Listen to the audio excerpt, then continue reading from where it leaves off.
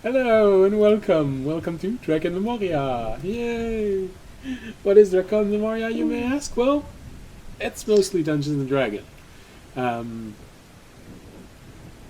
or more specifically, a group of people playing Dungeons and Dragons. So if this is not something you want to watch, we are severely wondering why you're here. Because it's stated that this is what we're doing. So, you know. But if this is what you want to do, watch a group of people playing Dungeons and Dragons, and don't worry, audience is supposed to be there. Tobiashi will unfortunately not be here tonight. He has to figure out a work thing, and hopefully we will be able to resolve this, and Tobiashi will not be forced to drop out of the game. But I'm just saying, if you need to prepare yourself mentally for the possibility. Yeah. Alright, so. Well, if you want to watch this become Dungeons & Dragons at some point, stay with us, and it should happen. What else? Thunderstorm in the background, it's Ambient Mixer. If you like World Map, that's Wonder Draft. If you like Dungeon Map, that's Dungeon Alchemist. And the Village Map is Canvas of King. Canvas of King, you can find it on Steam. As for the others, all of the information are below the window. Alright. So, let's try and jump into this.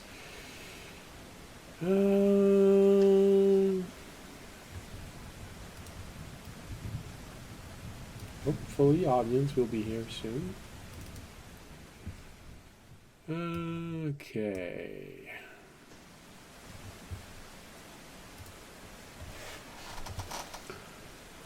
Okay, this is the one. All right. So, sorry. Last episode was kind of a bit of an exception because we were missing a few players. But we had a little bit of time to go into audience's mind, which will probably actually happen in game in one or two games, provided everyone survived there. Well, at least audience survives there. We don't really understand. I go, hey, Tobiashi, you don't have to worry about coming back. We all die. You can take your time. Alright. Oh, goodness.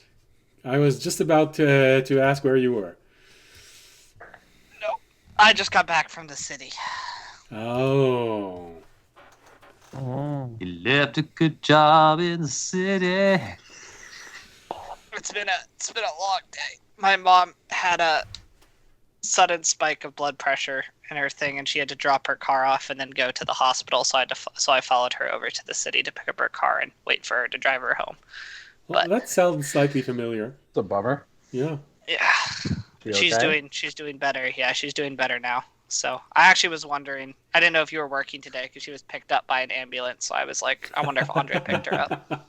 But No, I wasn't working today. Oh, I'd say I would have told you, but I wouldn't have. That's illegal. Confidentiality. it's okay. well, She would have probably written me and told me if Yeah. you picked. Like, Yeah, she would have told you. allegedly. Well, I admit that it probably can feel a bit weird saying, "Hey, man, I just picked up your mother." What? Yeah, she was super hot. Like, but for real, like really huge fever. So, yeah.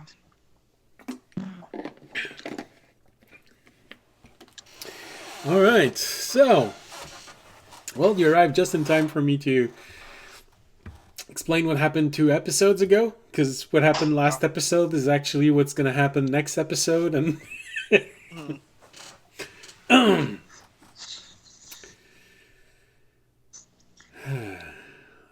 at least I hope you had a little bit of time to think about everything that happened, Sam, in the last episode, how it might impact audience. Yeah. in 24 hours. But you got to forget about that, and then remember it next week. It all goes with the time night thing. Mm-hmm. All right, so what happened 2 weeks ago, but to our adventurers a few hours ago? Our party did their best to use their remaining time as efficiently as possible, while half of the party went... it helps me remember also. While half of the party went digging into the field for buried magical objects, the other half went digging for information in the mind of their prisoner. Using druidic ingenuity, the half digging the field eventually found what the cultists were hiding and protecting. Magical objects made to bind a divine or fiendish entity. The other half of the party, using the power of psionic abilities and some phenomenal acting, also called natural 20s, managed to drudge out information from their prisoner. Finally, the group reunited, and one last bit of information was gathered directly from the object hidden in the field. And hopefully, today, our party will mostly complete this quest. Alright.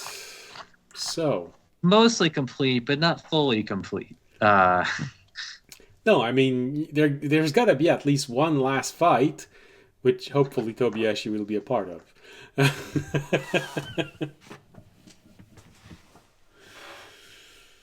Alright. So, if I am not mistaken, from your perspective, all of you, last night you went to bed, and when you woke up, you had... Just before you woke up. Actually, it didn't last very long. And that probably is a good indication that it wasn't actually a dream. Because it happened in a few instants, maybe a second or two actually. Because Fisher, you weren't sleeping. You were just looking outside and there was this brief moment of vacancy, probably in your attention. And that was enough to trigger everyone into this. So the last episode ended with all of you being thrown,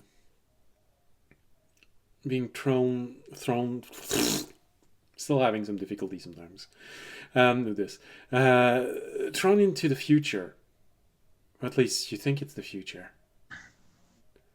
And you were all standing in front of this person.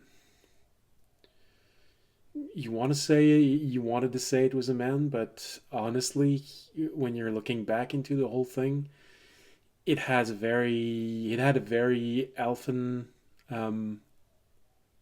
physiognomy. So could have been a very androgynous person that you were trying to figure out what it was, and it was just sitting there, cross-legged. When you approached, it looked up and it sent your minds reeling with the same kind of mental pain as when you look at the emblem of the Unshaped. And you all woke up. Well, didn't exactly woke up on this. You went back into this little moment surrounded with purple mist, and you heard the voice of the raccoon god saying, "I'm so sorry for this. It's an unintentional side effect of the process, but it's unavoidable. The closer you're getting to it, the more events will crystallize, and the harder it will be to avoid." And then you were thrown back into your bodies, all waking up in your own ways. Fisher just getting out of your distracted moment. That's where we picked up. There's your Vista update. Yeah, and then let me do a quick rebit.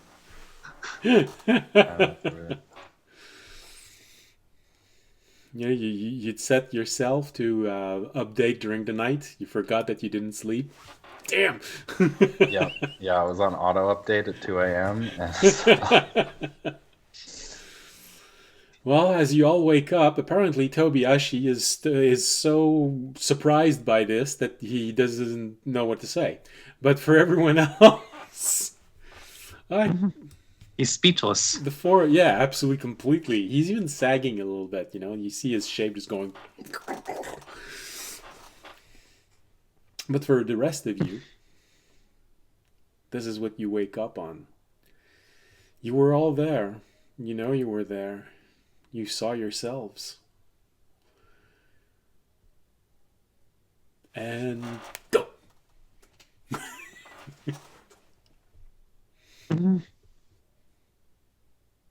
How do you react? Can I get a single night's worth of damned rest? no. I'm assuming that means everybody else got it.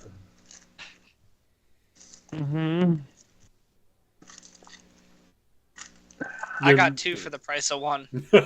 Yeah, that's right.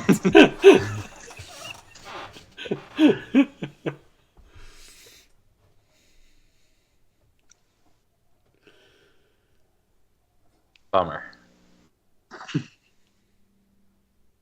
All right. Well, is everyone ready today to probably fight a high-level priest and try and break as many of these points as we can, while also freeing as many innocent from the town?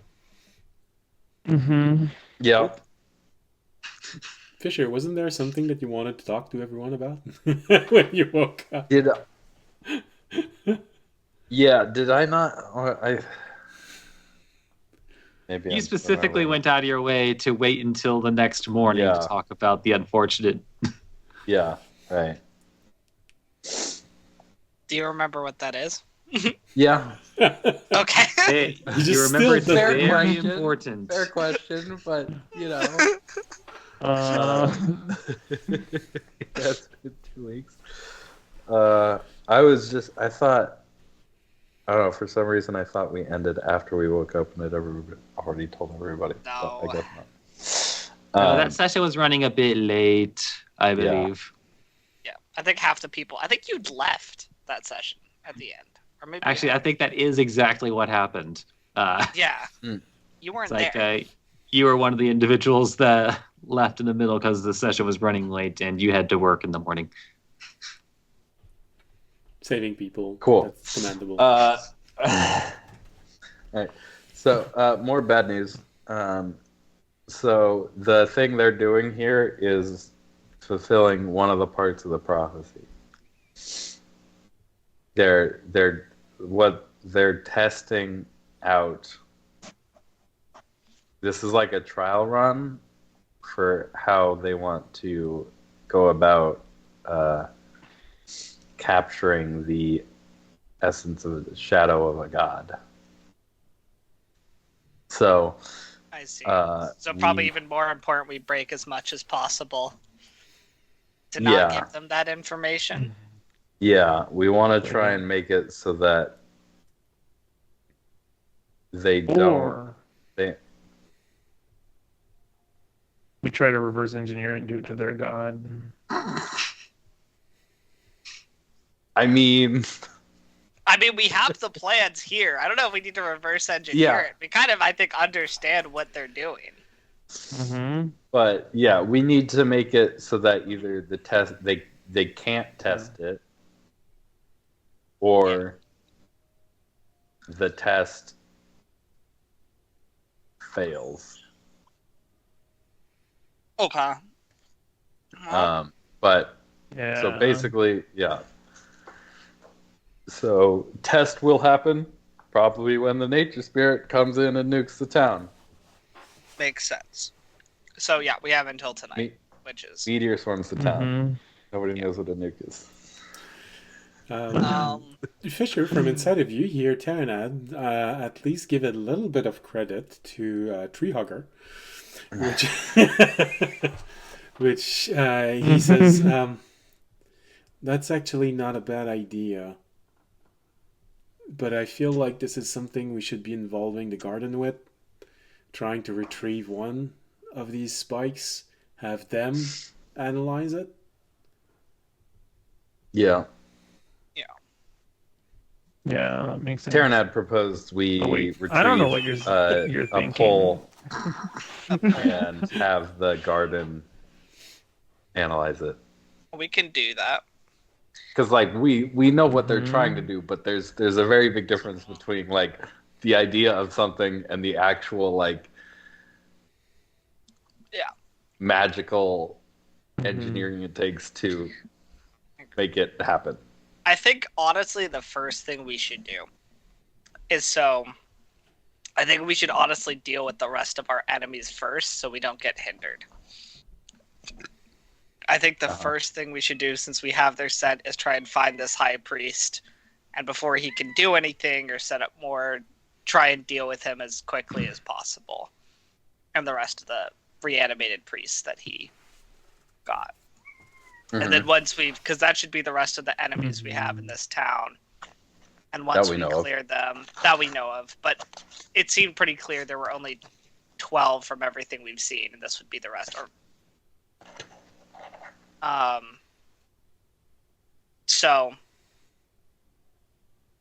I think we should deal with the rest of our enemies first, and then we can kind of go about the rest of our business, at least not looking over our shoulder.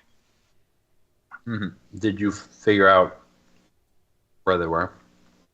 Well, we have the scents from last night, so if Jorg can turn, or he can use Frel to track the scents, we can probably find them again. Specifically, they're the butthole scents. Yeah. Because we also got the 5 different scents. Yeah. I gotta smell your guys' buttholes to make sure I'm not smelling the wrong buttholes. Just kidding. That was a You joke. can try, but I don't have one, so. Yeah. Do you have an exhaust port? That'll have to do. No. Yeah. So I think, is everyone ready to do battle? Spells prepared. Correct spells prepared. Correct spell. Yes. Yep. Correct. Like, spells wink, wink.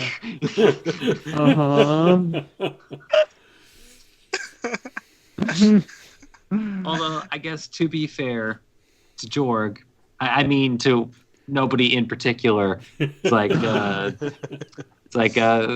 out of the 5 individuals in this party do prepare spells. Yeah. Yeah. You guys are. No, I'm just kidding. What was that? I've got them prepared. I don't know what you guys are talking about. And then, okay. So let's find them, I guess. Jorg is going to fireball us all in our sleep one night.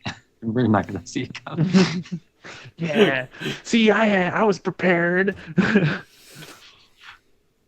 Yeah. I guess you looked at the small video about the mage fireballing the entire room. Okay.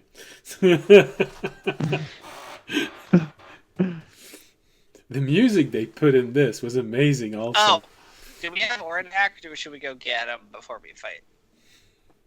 Or is he still wandering the field somewhere? I asked the same question to Remy, and he said that he would have thought at least you get him back with all of you before going to sleep, because he actually thinks about Ornak. Okay, so let's get Ornak's We here. appreciate that.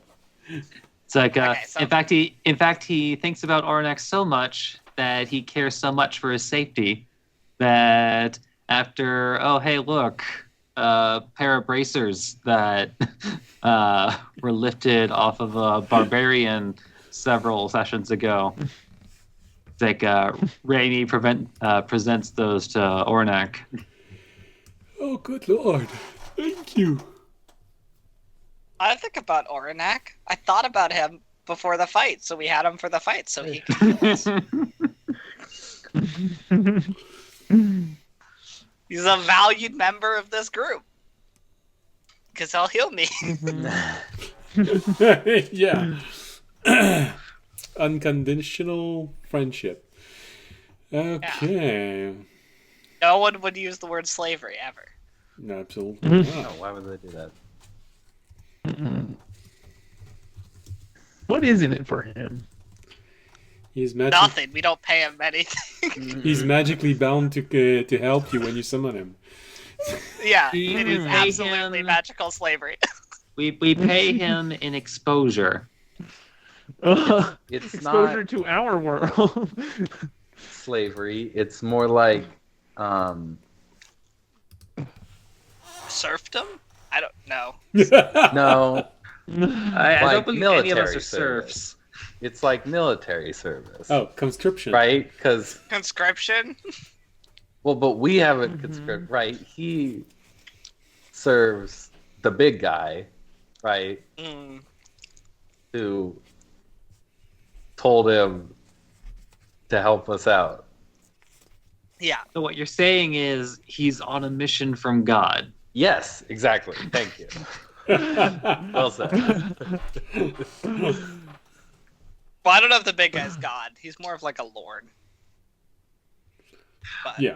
Oh, excuse Is us. God. Hold on. He, it's like A he mission is from doing the the Lord. Lord's work. Yes. he's more like, yeah. I was more thinking like a medieval lord, because the god is the god of whatever nature shard that is. And he's not the god. He's just a knight of that. I don't know. So if you want, Although, did we learn that Oranak was like the son of like a prince, or he was the son or like grand nephew something of the king of that place at some point? In terms of hierarchy, weird word to say. Yeah. There's essentially the primordial of the realm. Yeah. Then Who's the god? under it, you have a champion, which is Turon A.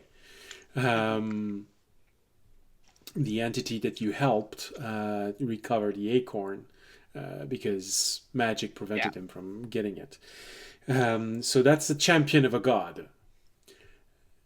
And under him, there is Ahunak. Mm-hmm. So essentially, in medieval term, he would probably be something like man-at-arms. In term of descendants, you have learned that he is essentially the grandson of the realm's primordial. Yeah, that's what I meant. So he has like royal lineage. Yeah. We've been tasked to whip the god's grandson into shape. That's what I'm going with. He was a lazy beat about that just wanted to lie around and hang out with nymphs all day, and we had to cook him up into shape to be a ruler. Mm-hmm. All right, so that's how you see it. Good. Like, okay, little nepo baby, get off the couch. Like, pause your Xbox. Stop hanging out with your little nymphette and go do something.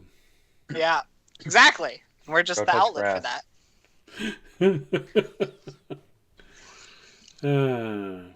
That's the lore now. He's just a nepo baby that we're helping out. A nepo baby that spent too much time fucking his girlfriend. Well, to be fair, it's sort of a weird... I'm not sure you can actually say that. But... Yeah. All right. Anyway, Jorg, let's find that scent. Or Frau, let's find that scent. One of them. Or Jorg, you can transform and then try and find the scent, and then have Frel give you advantage. Oh, he can help me with it. Let's do that. Yeah. There you go. All right. Unless it Hunting turns out dogs. that Hunting dogs. Go. Find the fox. I'm gonna do it. I'm gonna transform into a. In this case, a it might be a bloodhound. wolf. But And then no, I mean, as you're all I into could do this a little wolf. place It might be cooler, where you but- spent the night, a little bit cool. Oh, good. You shared all of that information. You summoned the Orunak because I'm sure that you thought about letting him sleep at least one day, so at least one night, so he could recover all of his spells. I'm sure you Yes. thought about this. Yep. Mhm. We're Remy that probably. Remy probably. Did. I don't know about the rest of us. So I'd give credit to Remy. Like although incidentally, I guess maybe to like just really like hammer home like the weirdness of the situation. It's like you cuts to just outside, or maybe not just outside, being like just at the entrance of the place that we decided to hold ourselves up. Like there is the stalwart corpse of Ornak standing guard. all right, and so you summoned him inside of that place, and I rolled. Unfortunately, it's not Tourane who came out destroying the top of that little hiding place that you have. It's really him. Or crushing everybody inside. It's really Orunak who came out. You give him the bracelets, you give the other everything, and Jorg is just about to transform, and you hear Orunak say, "So, how do we know that they're not outside right now?"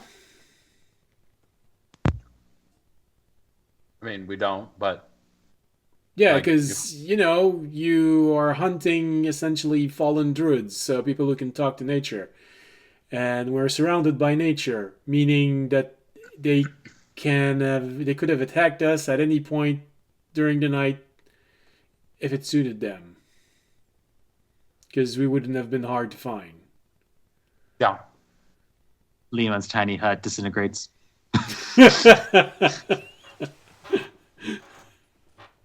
They wouldn't have like surprised us. I mean, a little bit, but like,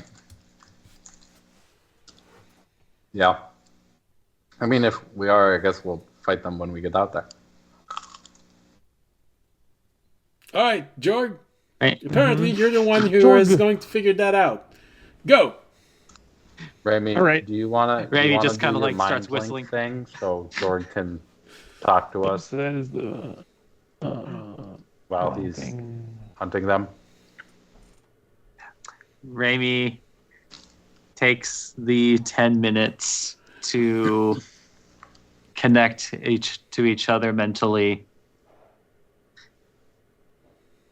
Although it's like at the 10 minutes 1 second, it's like Jorg gets a very weird flash of like being stabbed like a pincushion with several daggers.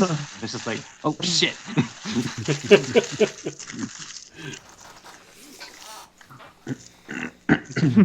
Just as everything Well- comes in, all right, I can start feeling, ouch, why?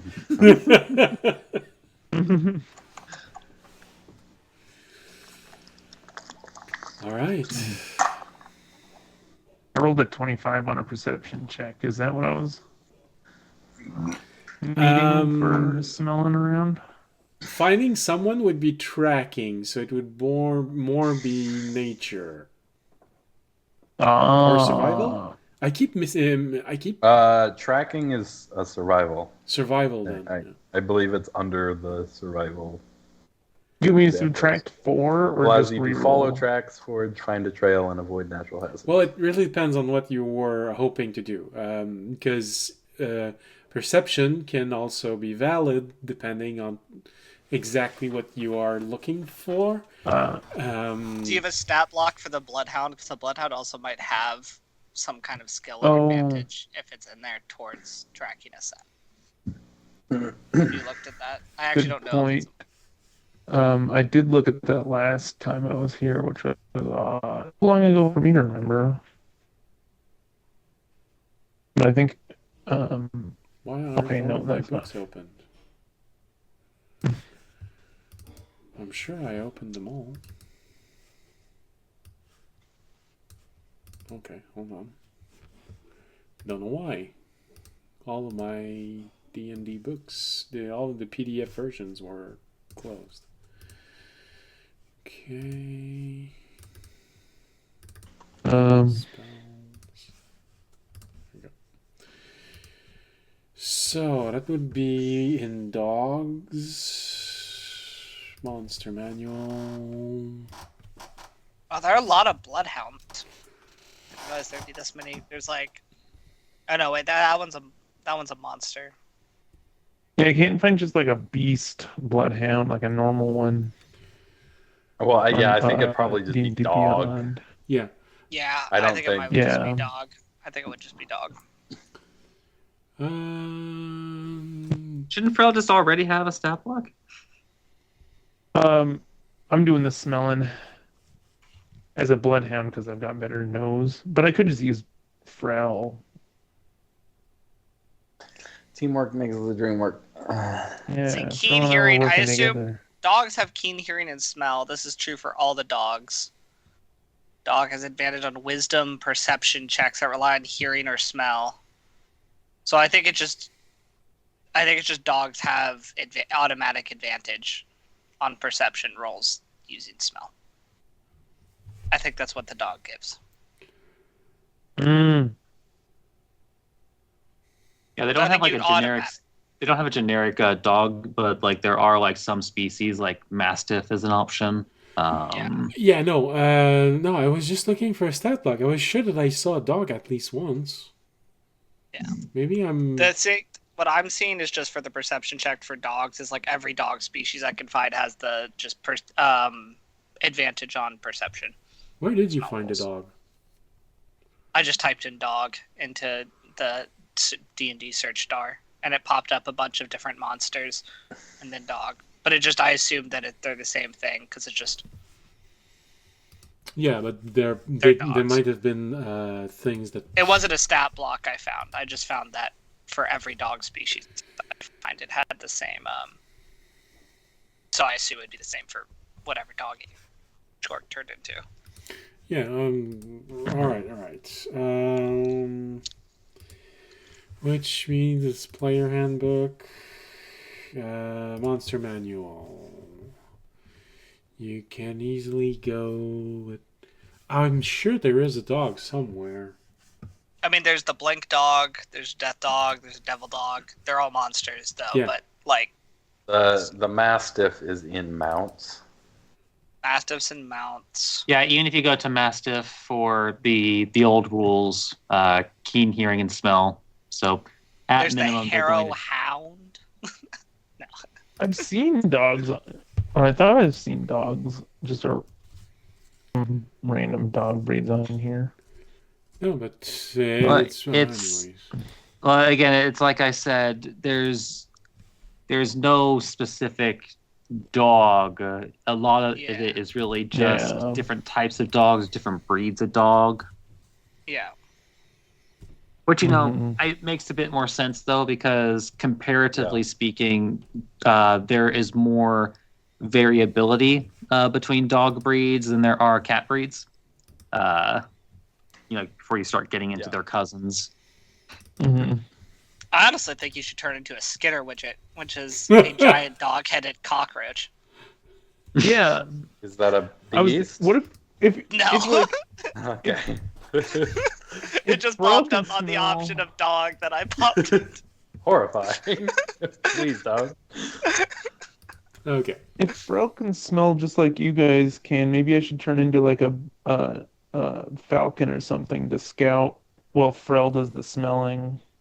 Yeah, Frel should have any save, unless the DM is adding in a special ability of the Bloodhound. There's nothing. I'd say Specifically because the for Bloodhound is specialized, because so what most canine have, if I'm not mistaken, hold on, let me find a Mastiff again.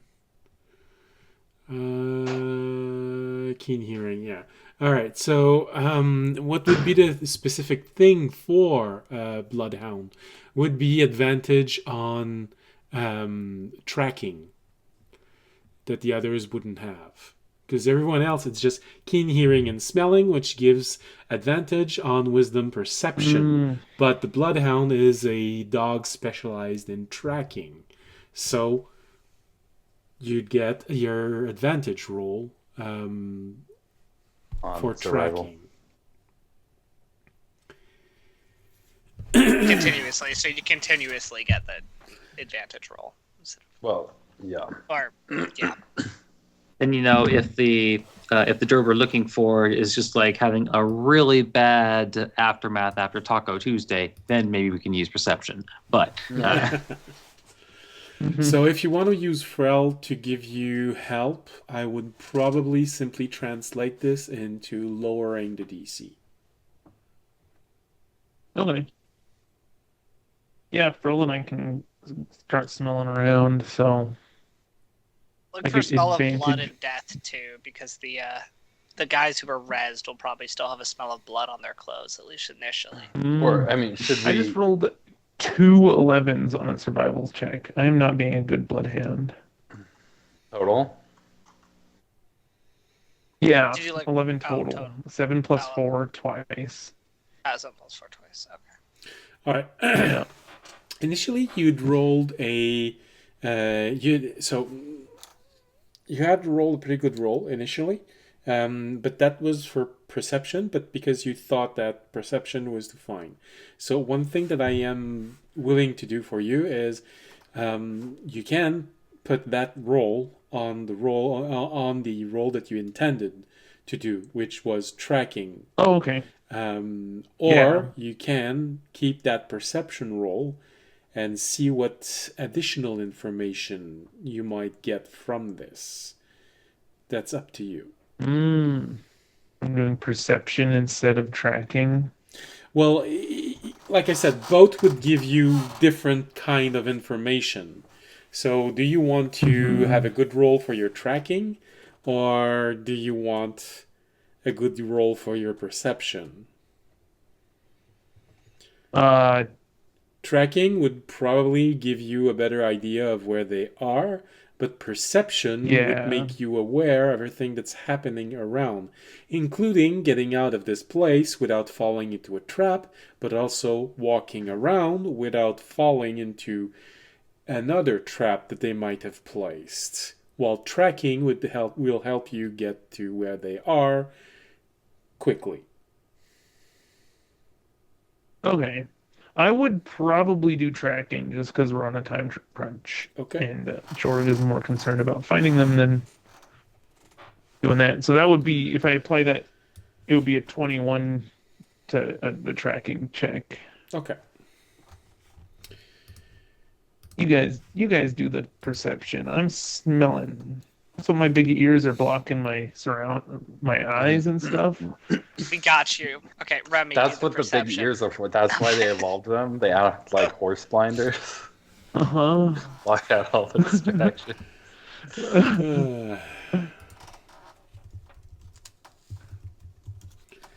Just want to make sure. Oh yeah, that's right. Pretty good, pretty big ears. All right. And they always. Actually, I'm thinking of Lady and the Tramp. Which way did he go? Which way did he go? All right, so Jorg transforms and starts tracking along with a little bit of help from Frel. While they're doing this, what is everyone else aiming to do? Because you just see him go, and BAM! He explodes. No. But Damn. That's rough. Wow, he took 999 damage in a single round. But they all burned their reaction. Let's go. Yeah.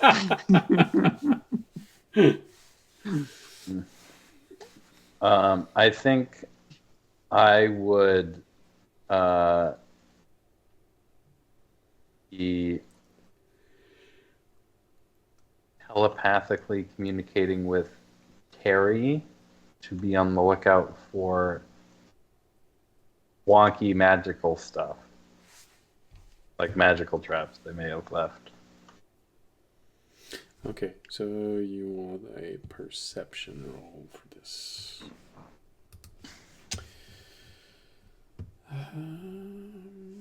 Where is he?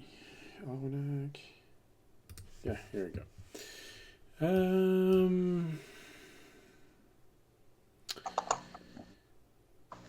Perception.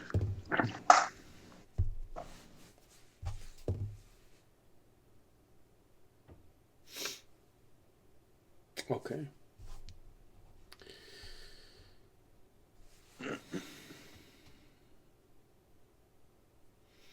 Which gives him a... All right. Well, to start with, he does seem to be a little bit distracted. What you say? Wonky magical things, and for a little while he just seems to wait like this on your shoulder, head slightly tilted down, sort of as if he's trying to use his senses as best as he can to figure this out. And he keeps telling you about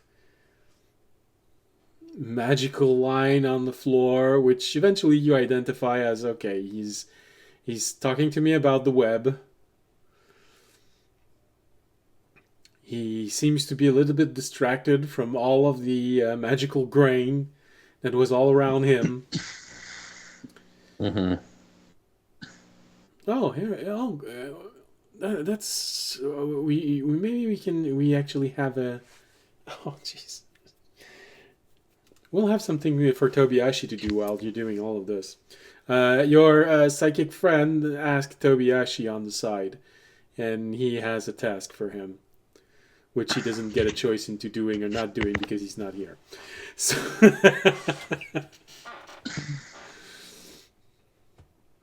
at least we have a reason for him not being there. And it's about... It relates to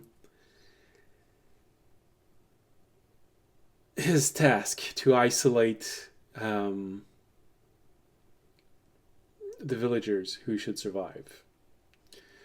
So he's on that, and he needs Tobiyashi's help a little bit for that. So Get all that lamb's blood on all those doorways is no easy task. Yeah. All right. So Tobiyashi's doing something with our psychic friend.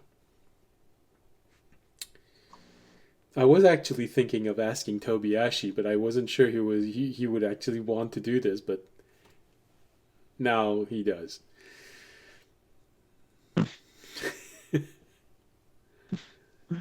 Oopsie doodle.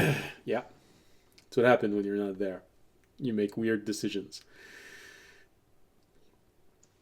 All right. So for a good part, for at least the first few hours, Fisher, Terry seems to be distracted and not necessarily knows exactly what you want. So he's just telling you about this and this and this and this and this and this and this and this and this. Now there's even that awkward moment where he says that there's this huge mass of energy. It's so powerful. It's so incredibly big. And you ask him, where's that? He says, straight up. And you look up and you see the sun. Oh, God damn it. Oh. It's so beautiful. Entered his sarcastic teen years. So fast. Here's the thing. He doesn't seem to be pulling your leg. He's quite honest. But maybe it's the comment that follows that probably disturbs you slightly. And you tell him it's the sun. It's what gives warmth to everything. You just go, oh. So, are Theag and Ilithane sons? Interesting.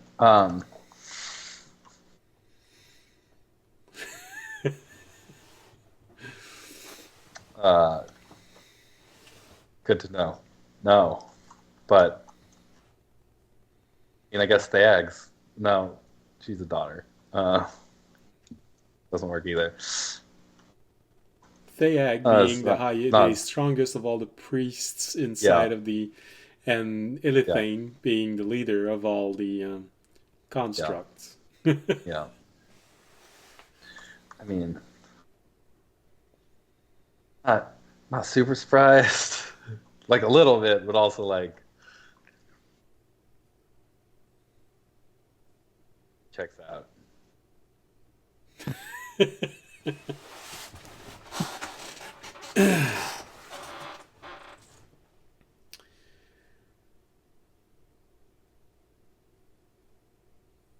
So, Jorg.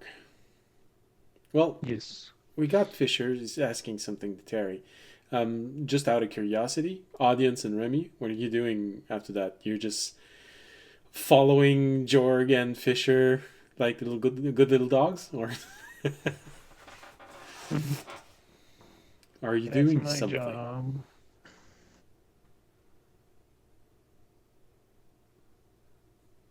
I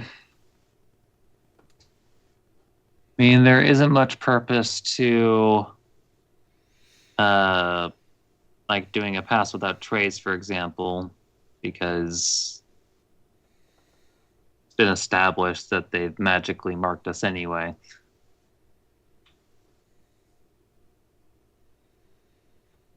Or rather, that they can.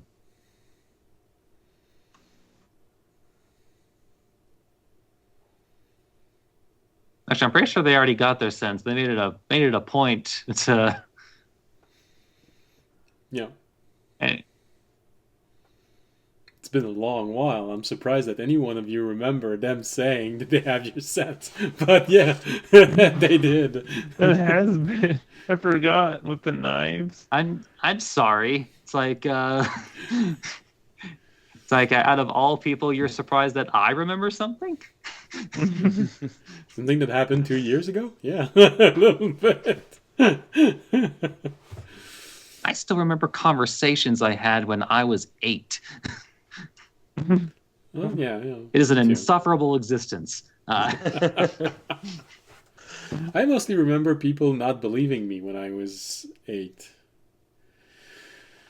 All right. But anyway, there's not really much Raimi could contribute. It's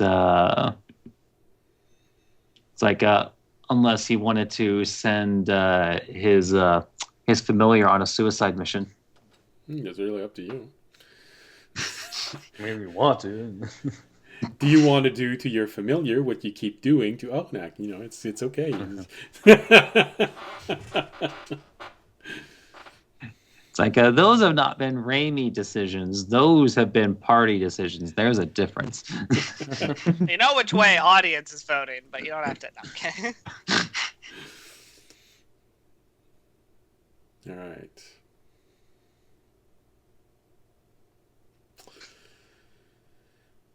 All right. So, and the audience? Yep. Audience isn't doing much. Okay. Just wanted to be sure. Giving everyone something, at least a chance to figure something to do. All right, so, oh yeah, I forgot. What does this morning look like? You're very close. Audience is getting ready to fight. Audience doesn't really care how we get to the fight. Oh, okay. I mean, we can't fit a horse through the opening. Maybe we could take 10 minutes to just send a phantom steed through the hole and see what happens.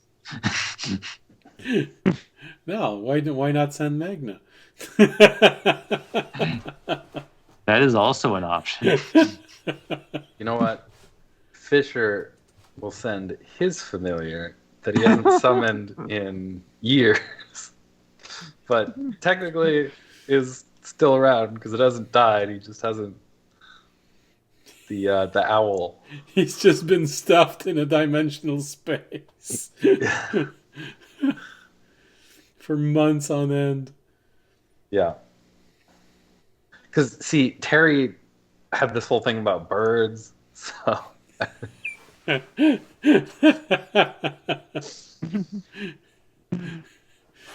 It's really Terry's fault? Is that what you're saying? No, I'm saying I'm trying to be... I'm putting the needs of my son ahead of the needs of my pet. That's fair. I think is fair. Yeah, because he really doesn't want to see the stars again saying "Death from above" from his son. Mm-hmm. All right, so you call out your owl and you send him forward. Just as Jorg is about to pass the threshold of this little bunker that you have. When you go out, one thing you notice immediately is the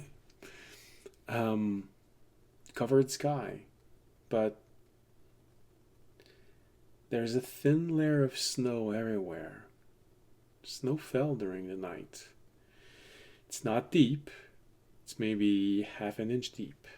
So, but Is it snowy season? Is it? Would it make sense for it to have snowed? Yes, it makes sense that there is snow. It makes sense that the sky is covered. The only thing that is a little bit out of season is that it's unseasonably warm outside. Usually it's okay for now for the snow to start falling, because you are the equivalent in that world of the beginning of December. Maybe the last week of November, first week of December. That's about where you are compared to here in time. But it's unseasonably hot. The point where you're looking at the snow is just temperature don't raise that quickly. If they do, usually the snow melts also. Because you spent a few years where audience lived. So audience would probably also know of this. The two don't match quite well. It's okay that there's snow. It's okay that it's unseasonably hot right now, but it's not okay that the two of them coexist.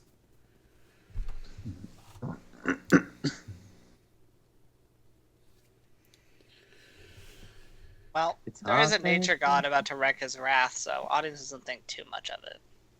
Probably just.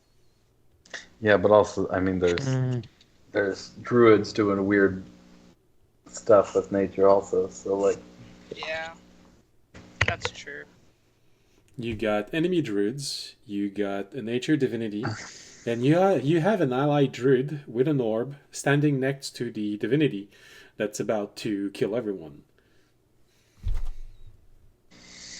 Mm-hmm. Oh, have we updated her on stuff? No. Not since you woke up. We should do that. Did we before we went to sleep? At some point during the day. Audience did. I think it was at noon. But nothing. No, I updated her. I updated her about the circle. I told her about the circle. Yeah, that was at noon. The only thing she doesn't know really about is that we're about to fight all the enemy druids. Or what's going on with that. And that you found these huge metal spike in the ground. No, I thought I told her about the circle. Oh, no, but I told her initially we learned about the circle, but not that they're the metal spikes, yes. She doesn't know, like, what consists of. Yeah, we should relay that info. Okay. Who does that? The audience has been relaying all the info, Okay. so I guess I'll continue to do that. So, audience communicated with her. The voice that comes through is slightly panicked. Audience, finally, tell me there's at least good news, because I'm not too sure about what's happening right now, but Nothing of it is good here. Well, we're close. We're kind of in the peak of things right now. We found all the points, or we found the points of the energy that we have to disrupt for the trap they set up. It's these metal poles in the ground. I'll explain the metal poles.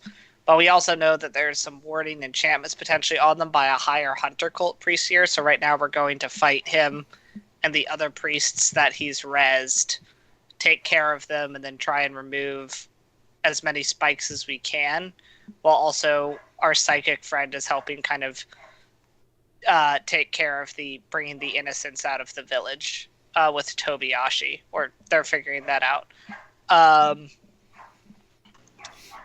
And then also we've learned that the spikes in the ground are for the hunter cult. They're basically, this is it's an entrapment. And it's basically a trial entrapment to see if they can trap a shadow of a god later, but they're basically seeing how it will work. So we're trying to disrupt that. No. So if Sarn comes in here before we figure stuff out, that god's gonna get stuck. Or there's a chance the god will get stuck if it works the way they want it to. Bound in some way. Yeah. All right. Either way, we don't want to find out. I'm a dog. Woof woof. Sorry. I'm not supposed to talk. Yeah. So make sure Sarn doesn't come in, or try and keep him out until the time he originally said. We'll try and deal with everything by the other day. I mean, if you can keep him out forever, that's great. But I doubt the nature god will agree to that. I don't think Sarn will be able to take this. The divinity said that Sarn could handle being inhabited by it for 5 days, but I don't think he meant 5 days and survive it. He started to run a fever during the night, and right now he just started chanting. So something is happening. I don't know if you'll actually really get all the way to next morning. Okay, well, we'll try and speed up our timeline then. Since the weather's getting weird up here, so yeah, just let us know if you could, if like everything's about to suddenly blow up, so we can at least leave if we don't make the time, so we don't all die. That would be appreciated. But yeah. Besides that, we'll just try and speed up our timeline as much as possible. Judging from the chanting, I'm guessing that it's gonna get progressively darker during the day, so you'll probably see this coming. Okay. Well, good to know. All right. Everyone can hear you who's here, so yeah, we'll just try and get things done quickly. Is he doing the weird it's too warm but it's also snowing thing? He is starting to chant something magical. So I'm guessing it might have something to do with this. I am not very familiar with spells on that level, but I want to say that it's most likely some thing akin to a Storm of Vengeance spell. But that the energy will keep ramping up throughout the day instead of simply a few minutes. Okay. Cool. Alright. I'll call Toby and let him know as well what's going on and to speed up the timeline with the psychic dude. For getting the people out. Alright. Do as best you can. Okay. And as fast as you can. It's not going to do us much good if we save the village, but Sarn dies. After.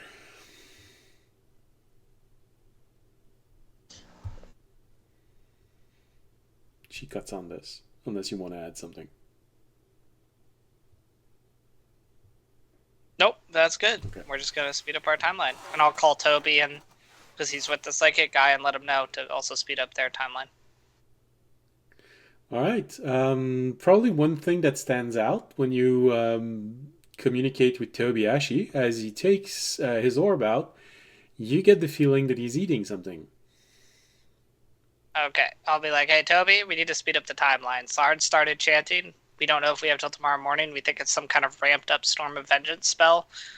So yeah, whatever you and the psychic dude are doing, just do it quickly. Oh, come on, All right, good talk, Toby.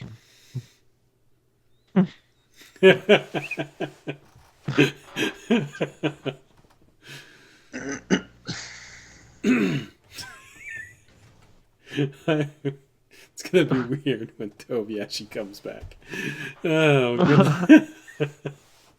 Right. And then... Alright, and you start exploring the town.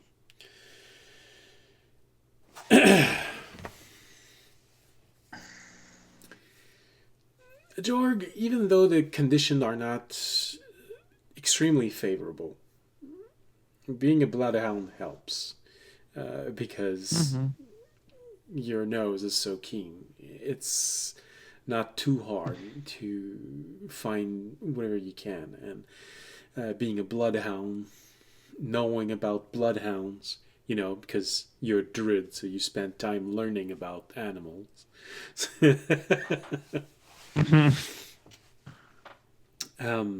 You also know how scent works, so you don't waste time sniffing the ground that's slightly covered with snow. You go immediately toward tall grass. You go immediately toward anything that stands a little bit over the ground, because that's where scent particles are going to gather. So, and for those of you wondering, that's actually what the real bloodhound does. So.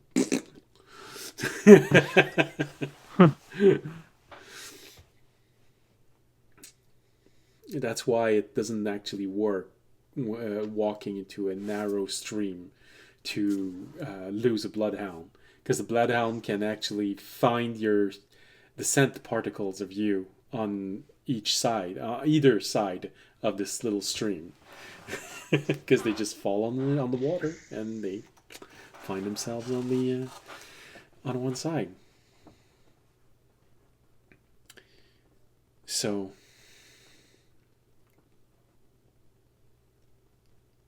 it takes a good while before you find anything interesting. You follow their scent, and you get the feeling that they've been throughout the fields, and you go a bit in a spiral pattern around the village, slightly growing in size. One thing you see is that they've completely filled out the holes that you dug as a giant badger. You find where it was, but you don't find the holes, and it becomes clear that they somehow filled it. So they know that you know that these spikes are there. During this long-winded investigation, because they've went in a lot of places, and that's the first thing that you all notice.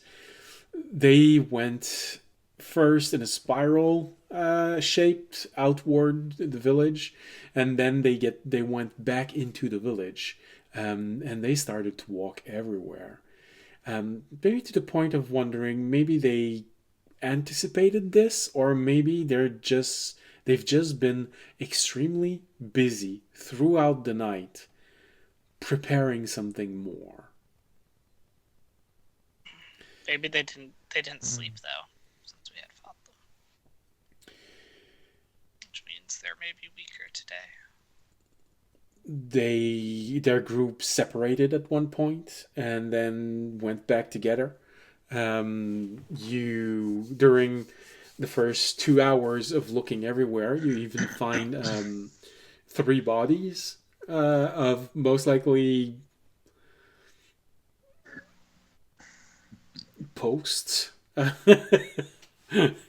postal workers. Those some of the people that you've learned that actually came to the to the town and left and never came back. So you at least found 3 bodies of people on near one of the hills, giving you confirmation that they have intentionally kept the village isolated from the outside world. Then they just go throughout the village, and of course, as people are watching you, you're sort of, especially you, Remy, you notice this a little bit more than everyone else, because passive insight and all. People are getting nervous with what you're all doing. Because you've been zigzagging now for maybe 15 minutes inside of the town, going from one building to the other, stopping in front of a window, then going back to the center. People are getting nervous. And for you, Remy, it's palpable. They're looking at you suspiciously.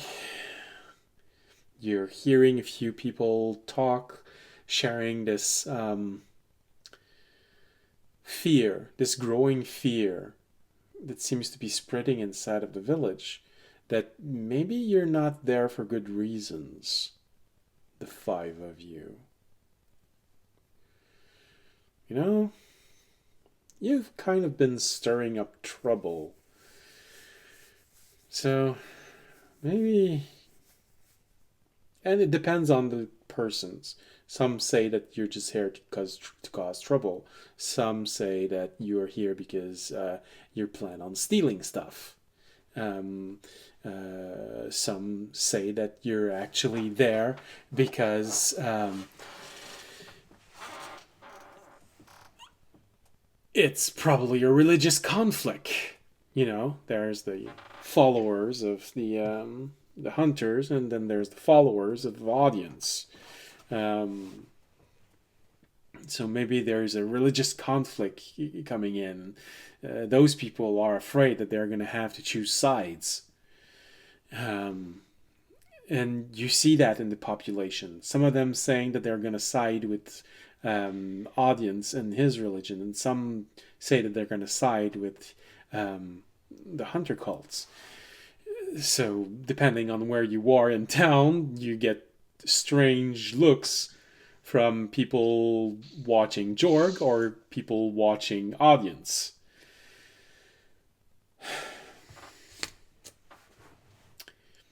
Fisher, from the air, your owl gives you a few insight on on the fact that it's not the right time of day for it to actually see reasonably well. But, you know, it's doing its best. Make a perception roll for your owl. I believe...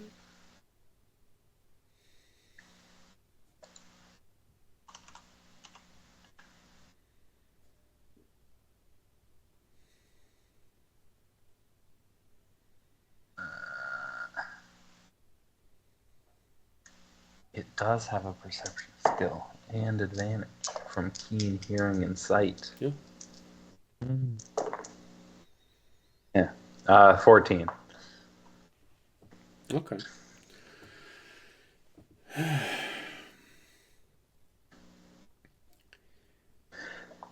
One thing that it gives you as information, which is not insignificant, but also probably not as helpful as you'd want. This region, seen from this high up, feels slightly deserted. There's the town, there are the people walking in town, but there's nothing else outside. I mean, it's the beginning of winter, so it's normal that many animals are preparing for either migration or hibernation or anything like this, but it's unusually, eerily quiet. throughout the entire village and the surrounding fields.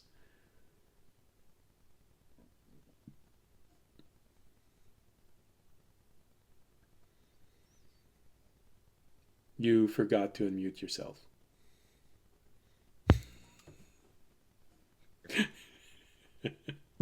Of like wildlife specifically. Everything. All wildlife, yes. But, there aren't any kids playing outside of the village. They're. Mm-hmm.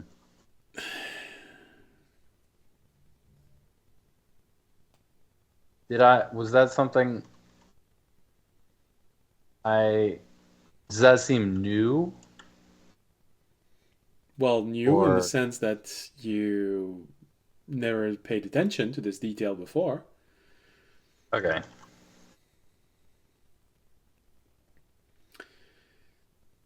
So it's not like I noticed it's any different. It's just that I didn't notice it before, or I don't know if I wasn't paying attention or if it wasn't a thing. Yeah.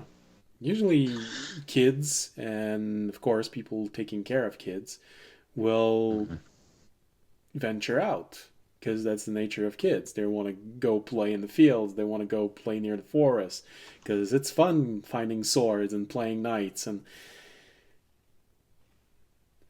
it's as if someone told everyone to stay close. Maybe it's a standing order from several days ago. Maybe it's new from last night. My owl has noticed that nobody's going outside the city or the town. This one's village. City, town, village. Keep it smaller. Yeah, there's nobody running around in like the fields. Everybody's kind of pulled up in here. That's both kind of good for us and not good for us. Good for us in the sense of if we want to just deal with the poles, we are not going to get disturbed by villagers. Not good for us in the sense of Toby and the psychic might have a harder time getting the innocent people out of the town.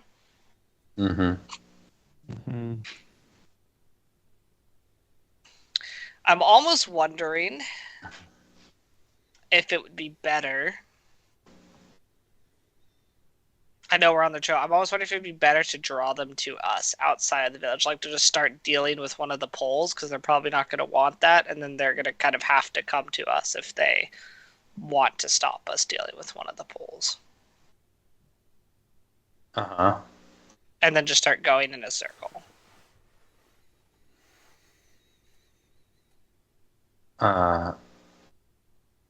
Maybe. I mean, we don't really know how to deal with them yet is kind of part of the problem.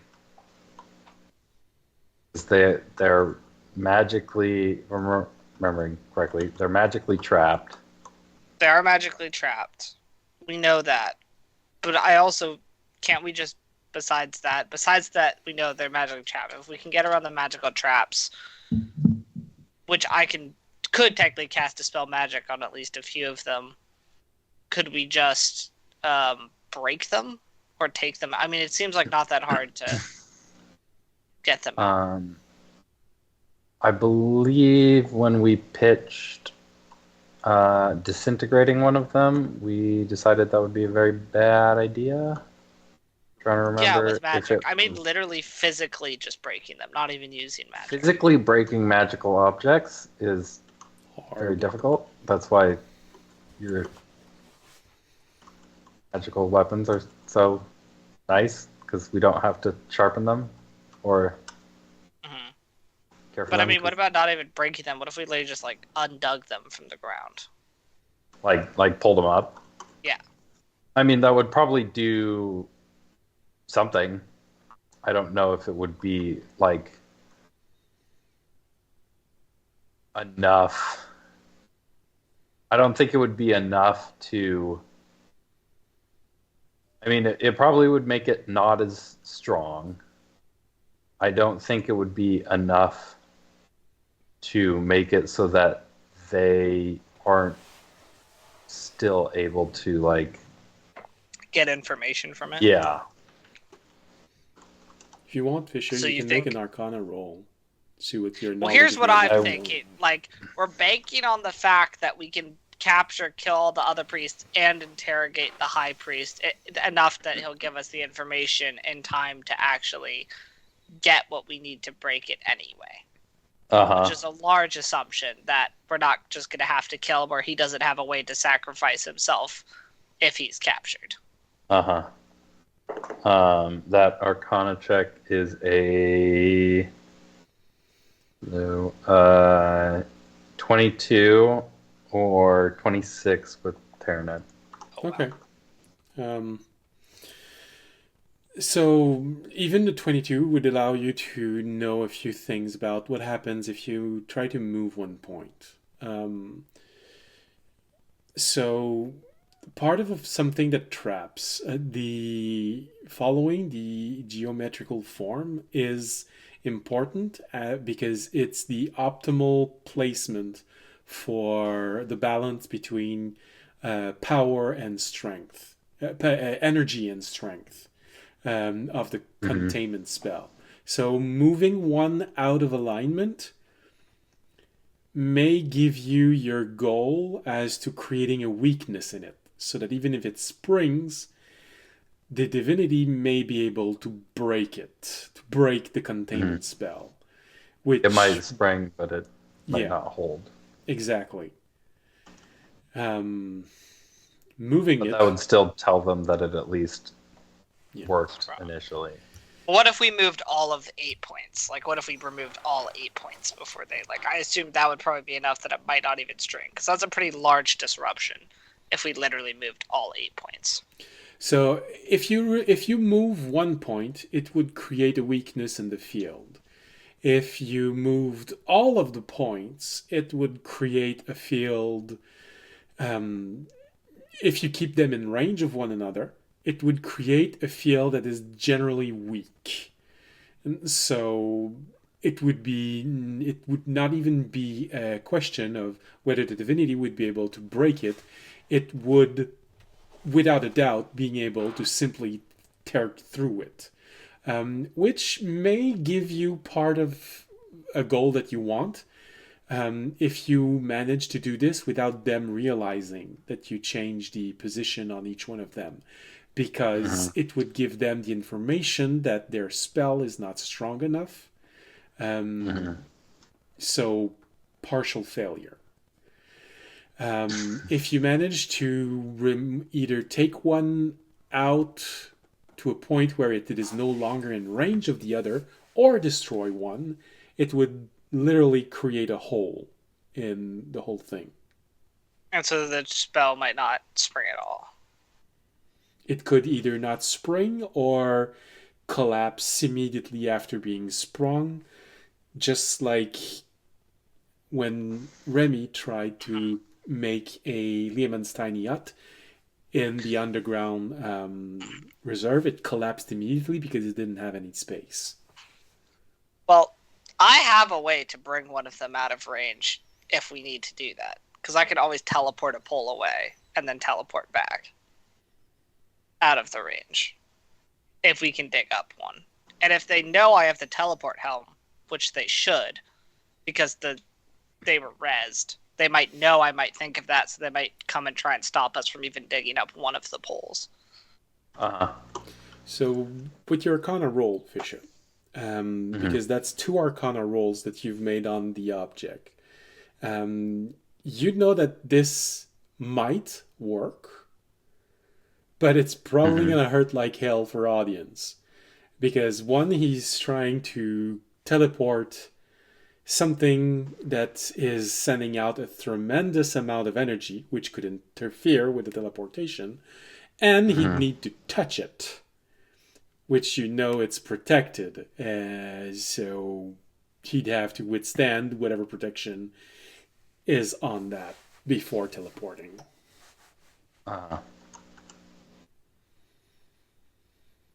I mean, we could try that. Dad hurt, probably. I can deal with the pain. I'm sure you can, but I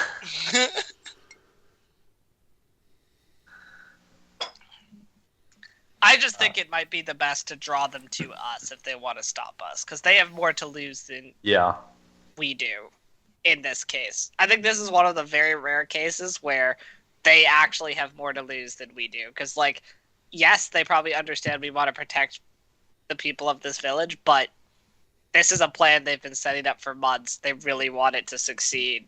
They probably care enough to actually come and try and stop us from doing it, instead of just being like, well, we'll sack our plan to, like, you know. Yeah. I don't think they want to sack their plan. I think it's better to just bring them to us. Telepathically, Jord, do you think you're, like, on their heels, or are you still having trouble finding them? Well, Jord, you're definitely on their tracks. That's not the problem. The problem is that they either intentionally or unintentionally went everywhere in town during the night, which is why you keep going left, right, left, right, left, right, up, down.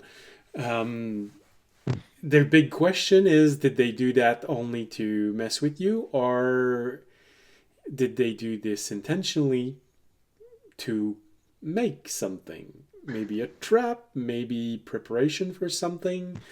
Maybe it's part of the spell that they're trying to weave to capture. That's the information that's missing. Why did they do that? But you're definitely following them. It's only a matter of time before you eventually find their last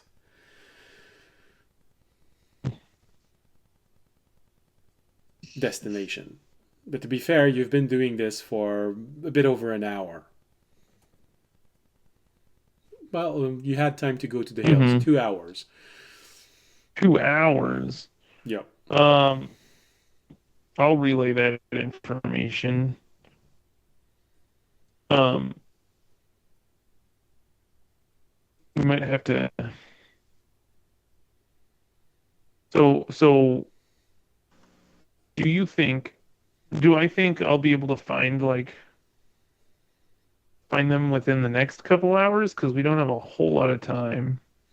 I'd say you'd be confident Okay. that you'd be able to find them within the next few hours. You can probably relate to everyone that you feel confident by noon you will either be in front of them or know that they're right over there. At most. Okay. My issue with this is by going to them, I feel like they'll have more of time. Like, going to them lets them set up an ambush or a trap for us. Them coming to us forces them to fight us on much more even terms. Are we all connected psychically? Yeah. Also, if they're in the town, Okay, cool. it becomes an issue of they might try and use the townspeople against us by, like, hiding in houses or using sympathizers, of the hunter cult to hide in their houses, making it hard for us to attack them. If they come to us out in the field, we now know that there shouldn't be any villagers there, which is going to mean that we can fight them straight up without having to, have them be willing to kill villagers where we may not, Hey, we got a raid. Damn. Wouldn't My be alarm didn't work. All right. No. Dragon Crew Prod. Hello. 4 people. Nice. So I think also this gives us the dual purpose of kind of letting us get started on the rods if we want to deal with those. So Yeah. I'm thinking time efficiency. Better to go find Better a to rod. go bring them to us. All right. So we go to one of the ones they're not at, and we go. Yeah. I mean, we go to one if they're there. That still solves That's the fine. problem. Yeah. Just go to one and we'll I like just that get idea. started on it. and then, especially because it's the fields, it's going to make it pretty hard for them to sneak up on us. So we'll know that they're coming if they come to stop us. Yeah. All right. I'll meet you guys at the one I'm near. If I'm near one. We have been following you around this whole time. We've been following. We'll just go. For some reason I got the. We'll just go okay. to the nearest. We're just going to go to the nearest one. And really focused on what he's doing. Yeah, I was zoned in. Sorry, guys. No, you're He good. didn't We'll catch just I've go been to the following nearest. audience you haven't this looked whole up. time. Honestly, if you want to stay as a dog, because we can stay as a dog to let us know if they're coming using your sense while we deal with the pull. Mm-hmm. Well, wait a minute. I don't think I. How long can I stay as a dog? Half of your level in hours. Oh, So- never mind. Okay, Yeah, you're cool. good. Yeah. Yeah. I assume sounds they'll good. come try and stop us before 6. No, Mhm. we're not level 12. Well, No, we are level 12. We're 6. Yeah, 6 hours. Yeah. Right. you're level 11. 5.5. Yeah, 5 hours Five and a half. hours. Yeah, 5.5 hours. But yeah. 'Cause I think it's. But yeah. Mhm. Remy, can you make an investigation roll? Not because you're investigating, but because I'm relying on your poaching background and thief also. See if you can glean some sort of strategy in what they're doing. Aside from the fact and from actively trying to waste our time while they're stalling to get ready for what they're wanting to do, Yes. that'll be 26. 26. So yes, that definitely comes to your mind quite easily, as you've just shown. But also, it sort of reminds you of diversion tactics. They're trying to hide something on top of wasting your time. All of that zigzag in town, it's keeping you away from everything else and just focusing on the center of town.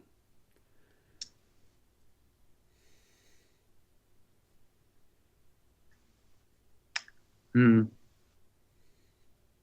like Raimi, I guess, wandering for a moment and descending over the link. It's like essentially kind of like posing the equivalent of the question of, where do you not smell them?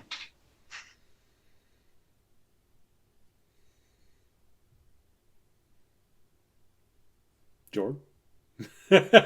Oh, sorry. Where do I You're the not one smell sniffing them? stuff. Uh-huh. Because of the link, Because essentially you've been sniffing up and down all over the place, so... Mm-hmm. Well, they seem to be everywhere. All right. Where do I not smell them?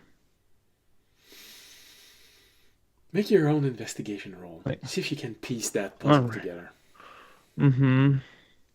Because we've been following him around. Could I Mhm. also do that? I only rolled a 10. I haven't been paying attention to where I was. I just was smelling the smells. Yes, and I'll pitch in Terry. Ooh.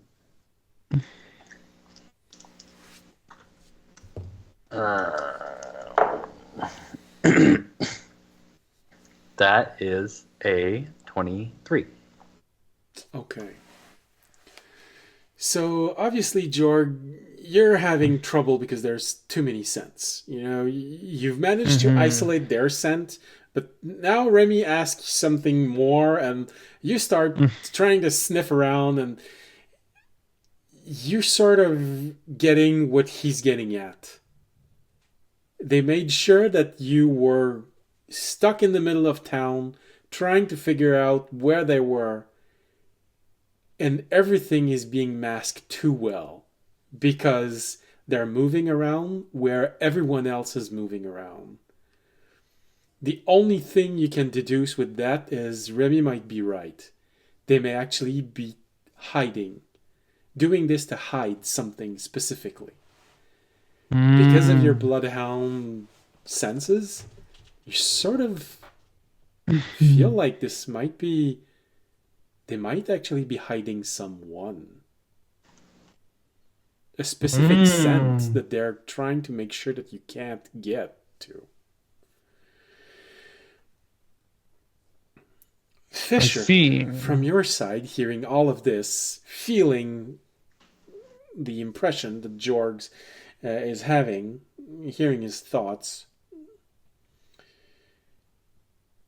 there is this one thing that comes up when you're looking at the whole thing, and then Terry also has something. You can't help but to feel like everyone is intentionally keeping away from the remnants of the grove.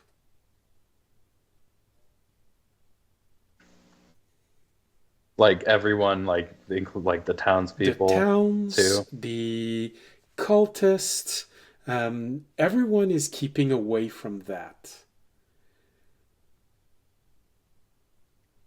All right. We haven't gone to the grove. Terry tells you that he sees. He's not sure if it's two eyes or if it's two bright object, but it started circling the village about an hour ago. It's really far off. To the point that he had to focus to realize that they're... Sorry? Like up in the air? No, or... it's walking on the ground level. On same height as someone's waist. Initially, he thought it was one, but because he rolled a natural 20, he realized that it was two. So close together that it felt like one, but now that he realizes it, it's sort of like the eyes of something that would be the size of a dog, maybe, moving about. Or someone having something on their belt, which emits enough energy that his sight is able to see it several thousand feet away. Yeah, so people are avoiding the grove, or where the grove used to be. Also, Terry has picked up there is something or multiple somethings circling the town like a ways out. That's ominous. Yeah. And of course, the weather is kind of closing, getting a bit more... I'm assuming also closing in slowly? Actually, no. It's just walking on a sphere around the village. Not closing in. No. And of course, as you're expecting, the weather is slowly getting to be kind of worse. It's getting hotter by the minute, but the snow isn't melting. And it even started snowing a few minutes ago. That just little gentle snow that feels so magical when you go outside and see it for the first time, but in the current context feels so much worse than magical.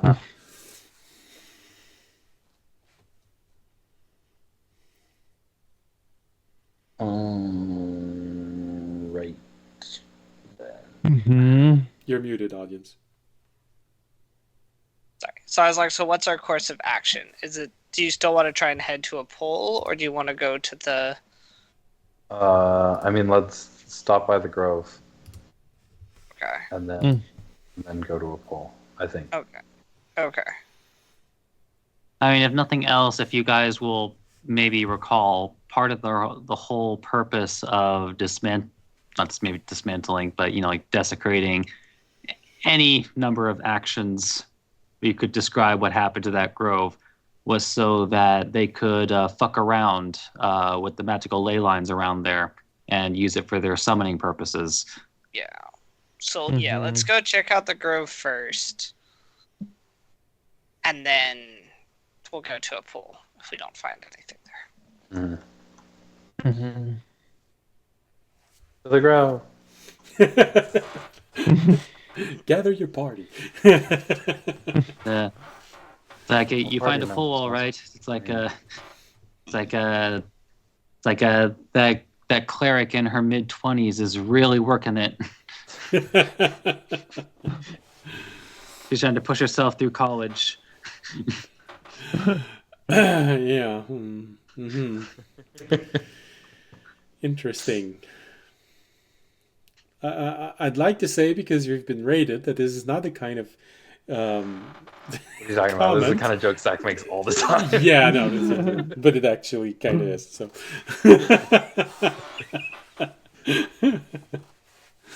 what are you guys talking about? Are you going to deny the volunteer like a firefighter? It's like her main tool for going from one floor to the next. Yes, I would. Stairs are much safer. Absolutely. They help people if you sprain an ankle sliding down a pole. Yeah. That's why the poles spin. Yeah. Oh, good heavens. All right. So, well, I don't know. Do you want to all go on the break? Because you're 15 minutes out from the normal time. Sure. Okay. Yeah. And we're raiders. This is the time that we take a break, usually. Just go to the bathroom, get something to drink, something more, who knows. We'll be back in roughly exactly 15 minutes. Roughly exactly. Yeah. Those definitely mean the same thing. Absolutely. Exactly the same thing. I always aim 15 minutes, but obviously I usually do 16 minutes. So, all right. See you in 15 minutes. Bye.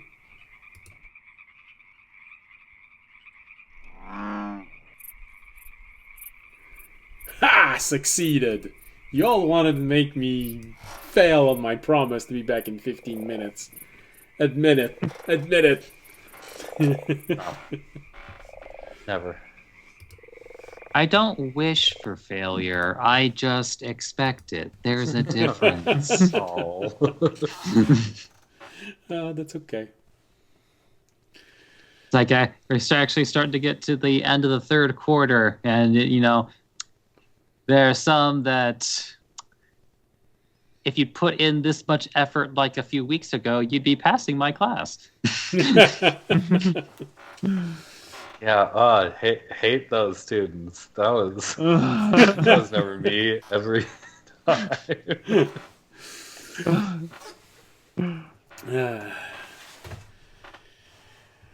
Well, no, I was never one of those students.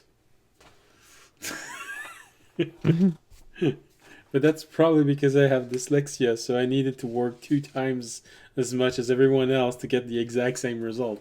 So,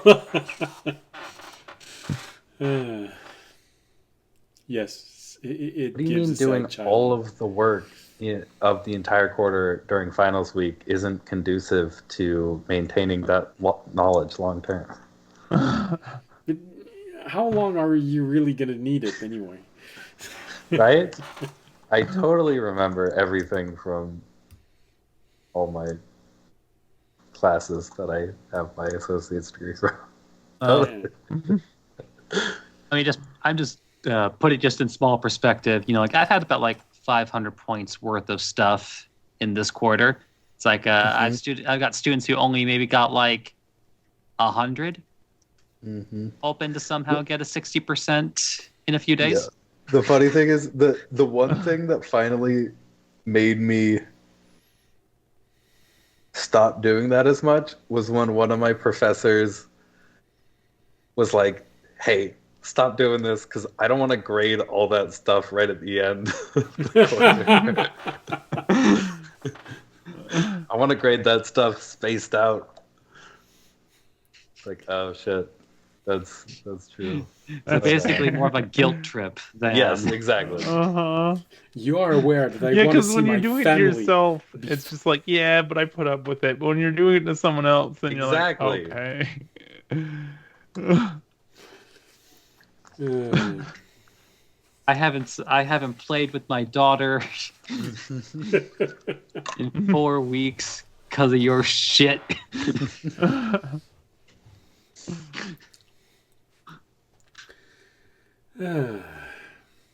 Happy memories. All right.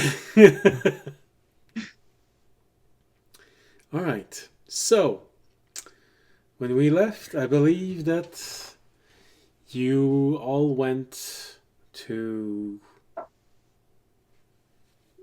the remains of the grove. We might even call it the Grove Yard. Oh.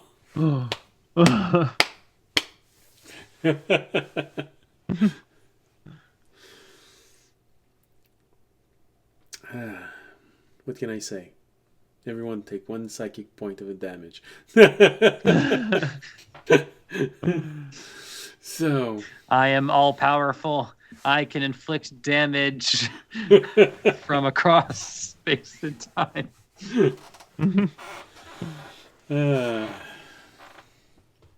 So takes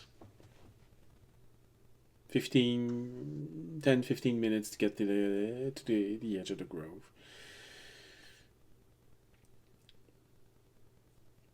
Well, of course, as you get there, you sort of realize that one of the point of the spider web is really close by, and with what Jorg underlined, along with Fisher, you could get the impression that this is probably very intentional, as being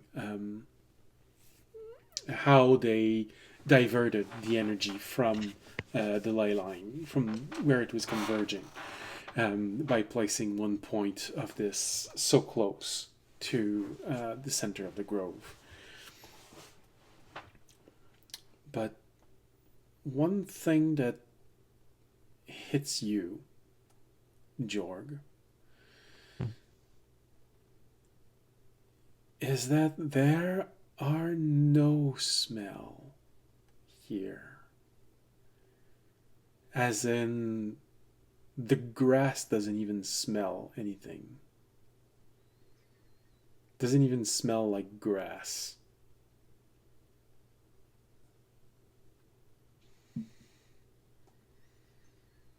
I'm gonna cast a divine sense in the area.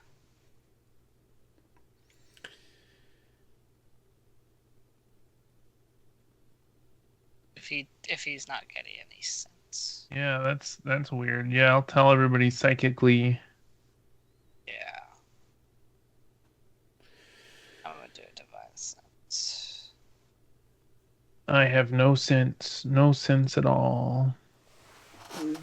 Grass doesn't smell anything. The dirt doesn't smell anything. It's as if you're walking on air right now. It is absolute nonsense. Oh. I'll be here all week. This place is... They must have cleaned this place up. Just want to check something. I know. Stop it. As for audience, divine sense. If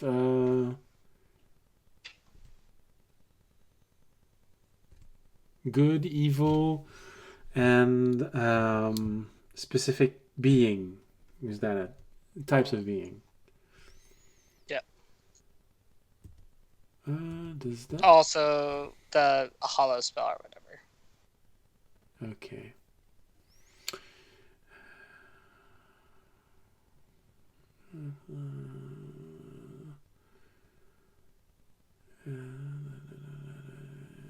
Anything affected by the hollow spell. Yeah. A hollow spell. Hmm.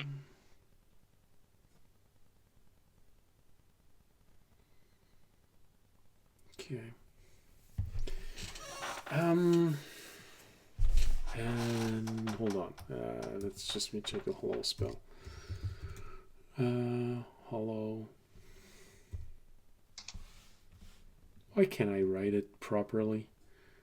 Hollow or hollow? Hollow. Hollow. H-A. Like think Halloween. Yeah.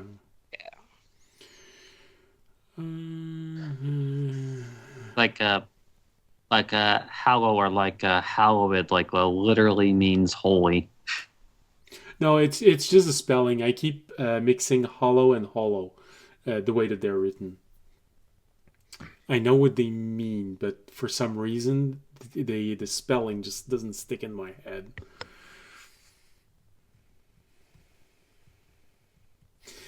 Well, yeah, then just think of Halloween because Okay. Yeah. It's like hollowed. Yeah, it's like a word. So, with your sense, audience, what you're detecting is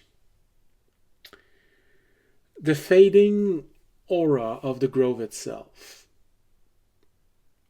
The grove was powerful enough before it was destroyed that it actually had a natural, several permanent hollow effect on them, effect of the hollow spell, as if it is cast on them. But you're detecting their fading influence from that. Okay. But I don't sense any presences or evil presences within the... No. Jorg, Mm-hmm. like I said, it's sort of weird how the whole thing feels and work.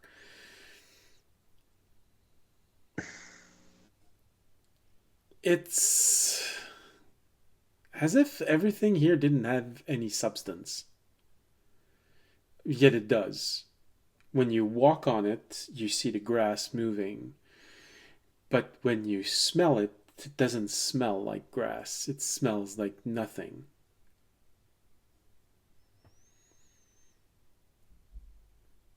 Hmm. Hmm. Can I do a knowledge check for that? If I know anything that would cause that? Or So if you related? want to go for yes, yeah, I can actually make a roll for this. There's several things, and you're gonna have to tell me which one you want to do. So Okay. if you want to know if there is a natural phenomenon that can do this, it would be a nature check. If you want to know if there's a spell that can do something like this, it would be a religion roll. If you want to know if you just heard anything, have specific knowledge of something that you've seen, maybe in book or things like that, it would be a history, so intelligence, because I don't think you have proficiency in history. Mm-hmm. So which one do you want to I'm do? going. I want to do the religion. I want to see what they could have done to do this. Okay. Religion, which gives me a 13. Not spectacular. Well, nothing extremely helpful comes to mind.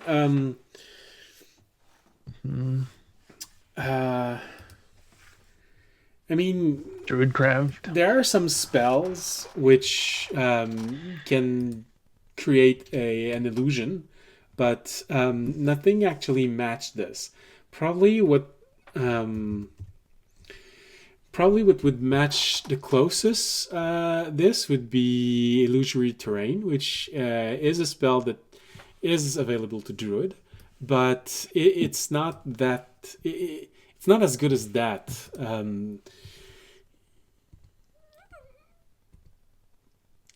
It doesn't match hallucinatory terrain. All right, here we go.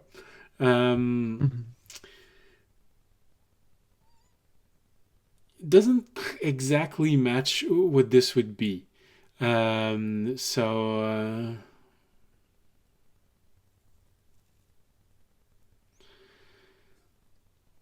Usually someone that would create an illusory terrain would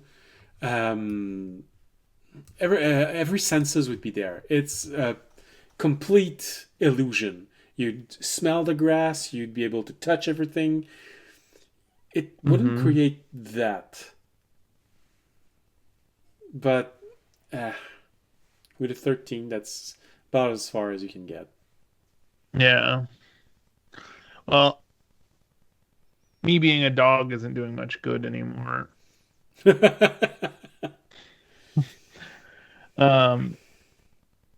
I'll switch back into well, I'll hold off. I don't want to waste one of my uses, but yeah, I'll ask. Do you guys sense anything? Something weird is they're trying to stop me from smelling. I didn't sense anything with divine sense. Okay. Well, I sensed the dying presence of Yeah. the grove, but not the I didn't sense any of the hunter cult or anything actually within the area. Okay. Strange. But when you can't sense anything, there's always other ways to check. And I'll walk into the area to see if anything happens. There you go.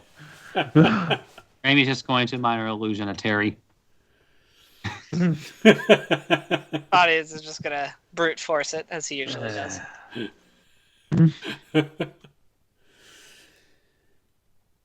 All right, so And he explodes. well, I'd say audience. This is the thing. You walk into the area and you start just walking around and taking in the sights, which is about as cheerful as watching a lumberjack tree yard. Audience wants to see also if his senses are any different inside, so he'll try and shout out a bit, make some noise, to see if everything's silenced or something. Okay.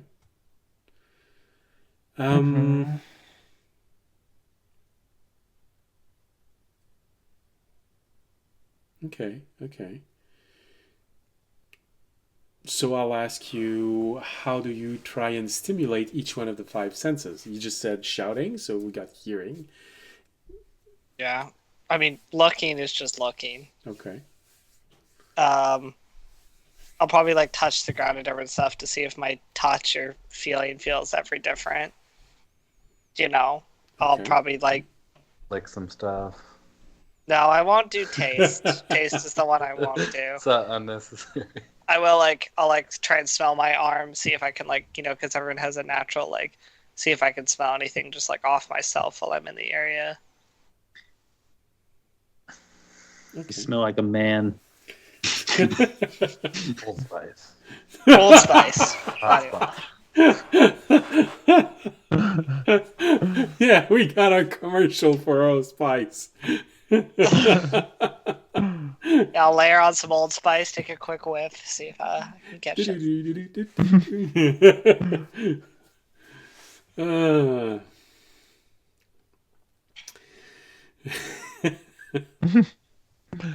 And with your coat, I don't know why, with your coat right now, it sort of feels so spot on. Okay. The only thing that there are two things which feels slightly out of place with what you do. The first one being that when you touch the ground and just shuffle the ground a little bit and then smell your own fingers, your own hand to see if normally you'd at least smell dirt. You don't smell anything. You just smell your hand and whatever you touched with your hand before that. Odd. Is this like whole thing an illusion?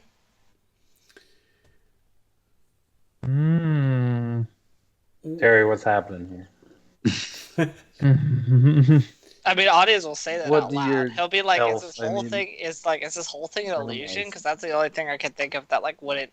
Because if I could smell what was on my hand before, that means it's not necessarily no smell, but is this like an illusionary something? Is there an illusion here? The next thing that happens, maybe audience doesn't exactly notice it. Make because the next one is a bit more subtle. Make a perception roll for me, please. All right. It's because some of those nat 20s from last session, right? Let's go. Do it. It won't happen. I But dare you. Natural 1. probably. No, solid 13. Okay. Not so bad. But it's just that when you're walking, something feels off.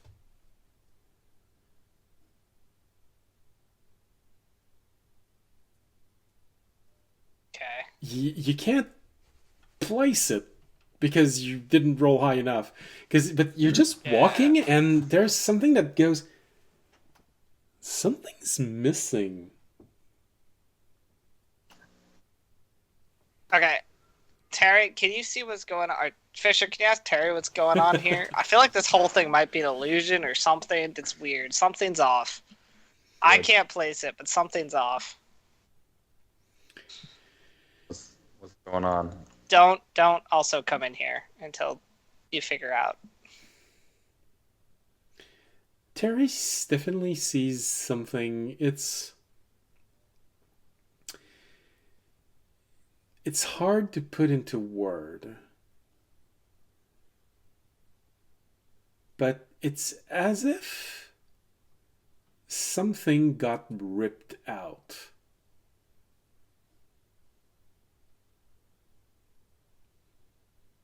Like a piece of reality?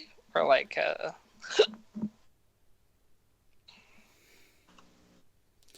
It's like it's missing, but it's not missing.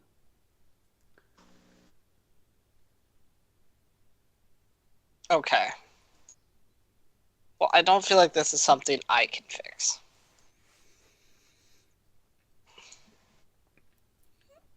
He can see it. And, well, because of this, Remy, you can also get the emotions that are going through Terry. And, of course, you can all feel those emotions. Because you still have the telepathic bond, or did you recast it, or did you forget to recast it? I keep recasting You it keep because okay. it technically only lasts for an hour, and I'm assuming we've been walking around for a bit. Yeah, you're about maybe 3 hours of walking around trying to figure things out right now. So yeah, so you can feel it. It's like someone grabbed something in this place and tore it out and filled it with nothing. It's sort of like the touring emplacement that for Terry feels obvious to see. As if... Yeah, probably for Remy, your mind would go to an image that would make sense for you. as if someone, tried to erase something off of a page so much that the page actually tore, but it was repaired after poorly.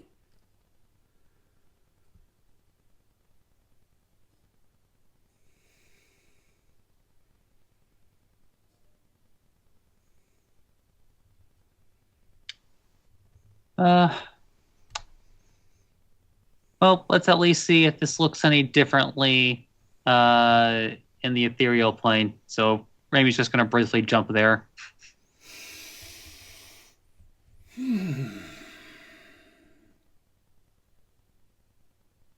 Make an intelligence saving throw for me, please.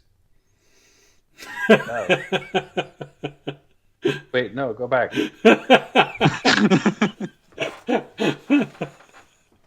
Technically, if you're in an ethereal plane, are you still within 10 feet of audience? If he's Don't physic- believe your aura transcends planes? planes.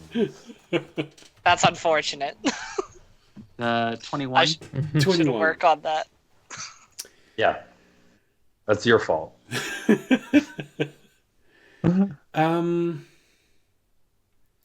Remy, your mind really struggles to try and understand what's happening in front of you. Suddenly, you shift into another place, and it's like you're watching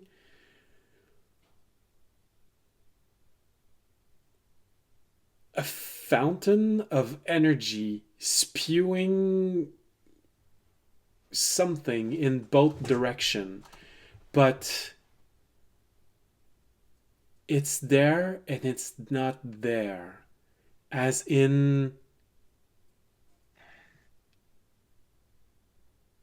both moment of time exists simultaneously.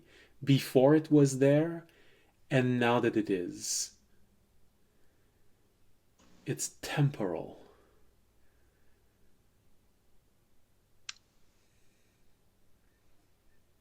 Okay, so basically the entity outside time has borrowed it and maybe we'll give it back later. Well, at the very least, it relates to time. It's both there and not there. And now that you place this in conjunction with what audience said, it makes sense. And you actually can figure out the piece of the puzzle that audience couldn't. When he was walking, because he was walking on dirt, there should have been a cloud of dirt when he stomped. But it's sort of as if the cloud of... Why is my hand on black? What did I touch? Sorry. It's as if the cloud of dirt puffed out, but immediately corrected itself and went back to unpuffed. The consequence of his action was held. Not suppressed, held.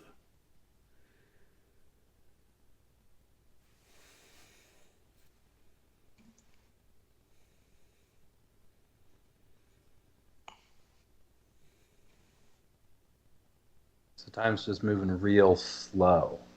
No. It is held. As if it wants to move forward.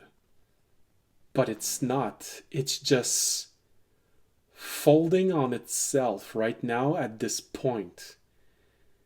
Where the consequence should happen, but it's not.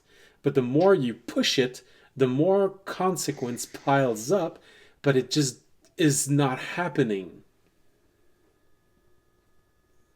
What I'm hearing is as long as I stay in this zone, I'm immortal. As soon as you step out, everything happens at once. Maybe. At least it does feel like this is part of what's happening, but also not. You don't. When audience says this, the first thing that comes into your mind is, no, you're not immortal. Do you want me to prove it?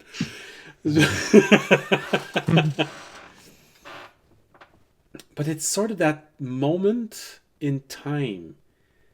Sort of like the potential of what's happening is not happening, but it's not dispersing.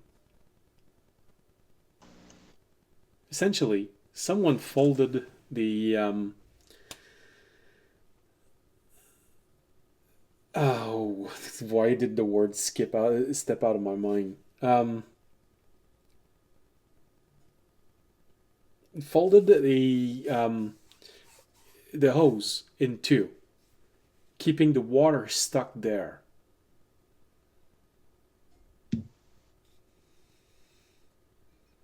But no one stopped the water itself.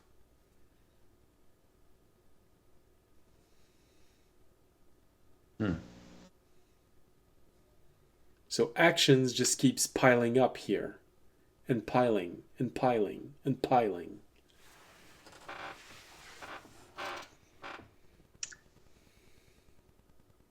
Yeah, they're definitely saving that energy for something.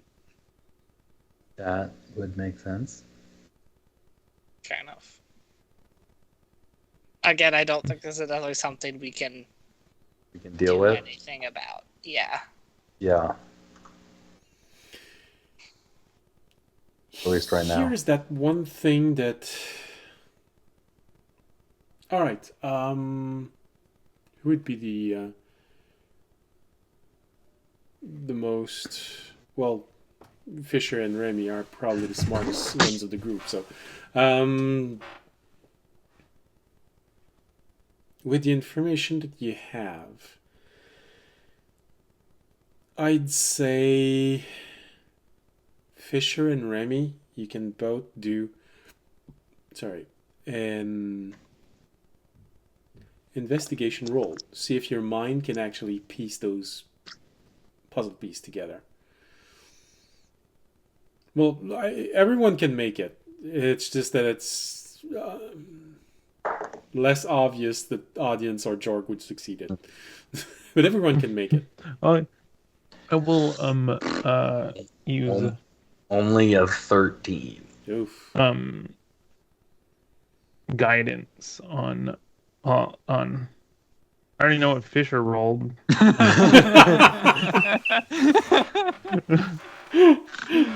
So I'll use it on Mid prayer, and Fisher's just like, nah, I don't know. You're just about to touch Fisher and you go, can't figure this out. Never mind. I just pivot like stiffly to Raimi. So that I'm a dog. So essentially you just lick Remy's eels? Mm-hmm. Ew. Scaly bird foot. What? I mean, okay, then with a D4, that's 30. There you Hell go. yeah. That's more like it. Remy can't roll. I hope the solution actually isn't stress testing this, where just like we put a bunch of consequences into this area until it can't handle it and just breaks loose. Oh. But that sounds like that would break things. No, actually, the thing that comes to your mind is, holy shit, we've been neglecting one element. Uh-oh. There's a third element into all of this. And one of you saw it in a dream and shared it. There's a third actor in this. You saw the head of a snake, you saw the wolf, but you saw a man with a black hood.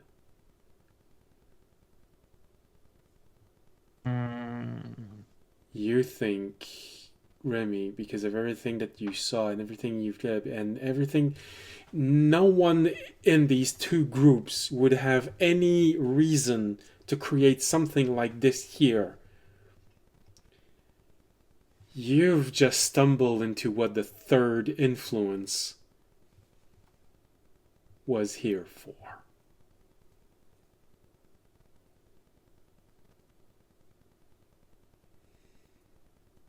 But what is that? But it just tells you that does not relate to the hunter cult. It does not relate to audience's religion. But someone in the hunter cult knows about this because they've been intentionally keeping you away from this place where this third influence did something.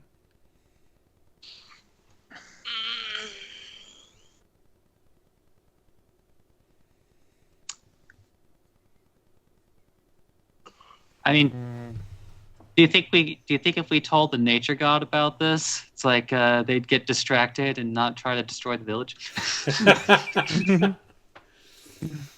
Yeah. Like, hey, these Totally. guys don't get me wrong, these guys desecrated this place, but this guy, he did something like so magically wonky that it actually is a sin What against we nature could itself. do is we could call the garden and send an image of it and ask if they know what it is. I also remember. Or if anyone knows what it is. I also remember. I think it was you, audience, who learned about this. And I think Fisher indirectly, because he was there when the psychic touched the object. You both know that something influenced the hunter cult and audience's cult. Yeah. I do know that. But I want to know if there's anything we can actually do about this, or we'll just stick to our plan. And I think the easiest way to do that is to call probably Theag, see if she knows what this is. Mm-hmm. See if there's anything we can do about it, or if we just have to ignore it right now. Since... Alright. Yeah, I'm gonna do that. So you call. Takes a moment. Syrah answers. And Yeah. you ask for Theag. Syrah has a moment when you ask for Theag. She says, "Why do you want to talk to her?" Because we found a potential third influence in this town, and I want to know if there's any possibility of our party with the capabilities we have of actually dealing with it, because it seems We have no idea what the fuck it is. out of what we would normally, and she's the most knowledgeable person on arcane planar things that I know about.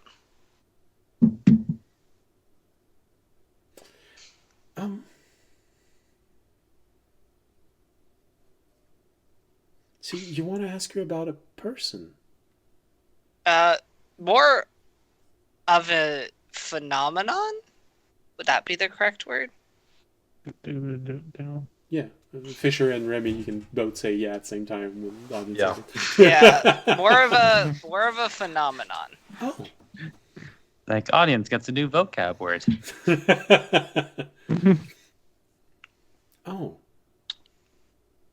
Interesting. Can you give me any description, any idea of this? Yes, I will describe everything that was told to me and what's going on and what we figured out, what we see. And Remy gives an illusory picture of what he saw. Yeah, we go through all of it without me rephrase.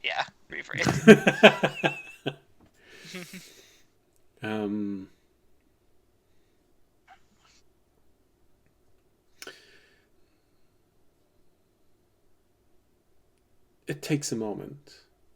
Syrah says, "Okay. I think first we need something else. Give me a moment." And you're put on hold. someone else then. Me still standing in the time warped field on hold. So I just got told I have cancer. No. No. 2 days to live. No. Something's growing inside of me. I don't know why. There's a huge bump right next to my heart that's growing. Yeah. Actually, audience is going to leave the field. He doesn't like the pause, and he doesn't feel like he should necessarily stay in this field for longer than he has to. Okay. Them growing up. It takes a few moments, and you see the face of your friend, Carthane, appear. He looks distracted for a brief moment, and yes, I was told that you needed to adjust the orb for some sort of specific reading. Yes, I'll again tell him about the phenomenon that we're experiencing. Right. Okay. Can you pass me to Fisher? Yes. And he starts explaining an incredibly arcane manual of instruction to do on the orb itself. You get the impression that he's helping you reconfigure the ability of the orb to see things. And although you understand maybe... Well, I don't know how much you understand. Make an Arcana roll. Let's see how much you understand of what he's saying.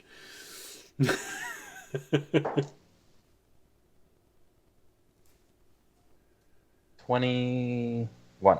21. You understand maybe 10% of everything he's saying. It is so beyond everything you know. There are moments where, you just told me to undo this, and yes, I know. But you see, and then he starts explaining something that, right? Okay, I understand 5 words of all of this.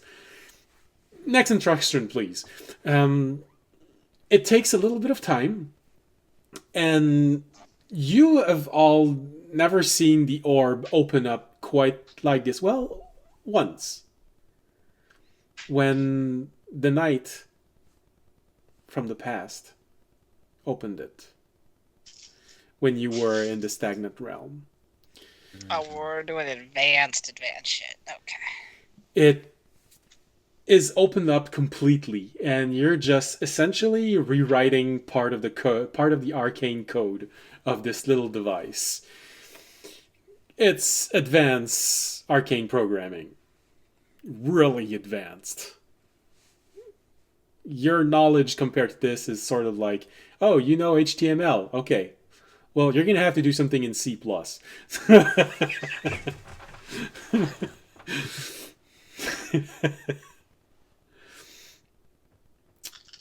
So it takes a little bit of time, and then eventually he says, okay, so this should work. Or the orb is going to explode. I mean, we are pushing the ability of the orb past its limit, so if you feel it shaking, just throw it. I'll pass you to Tayag now.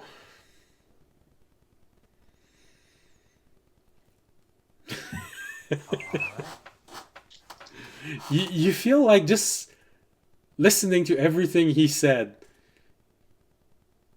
You learned new stuff. You're not sure how you're ever gonna use this, but you learned a few new things you thought were impossible.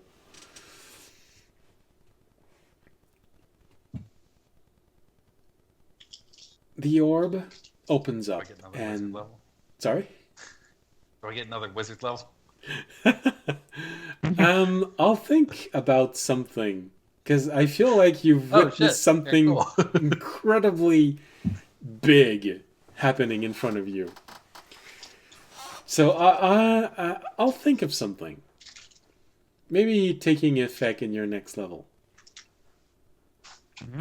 It's like you learn time stop. Yeah. Unfortunately, while you have the preparation, you lack the spell slots to cast it. All right. So the orbs open up, and it seems like it's pulsing something, and it's emitting a field, and it shimmers. It's the sensation is weird. You feel this tingling in your hand that goes all the way back to your shoulder. It's not vibrating, so hopefully it's okay. So, oh wow, oh wow, okay. Those good oh wows or bad oh wows? It's saving throws for the orb. Does it answer my question? Does the orb get audiences aura bonuses? Well, all right. I don't mind telling you this. I made 3 rolls, and 2 of them were natural 20s. Oh yeah, okay. So, but there's a third one. Too quick.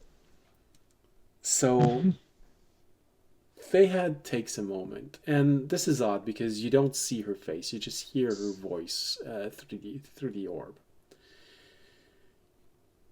But it feels colder than usual. She usually have this warm demeanor at any time, but now it's colder.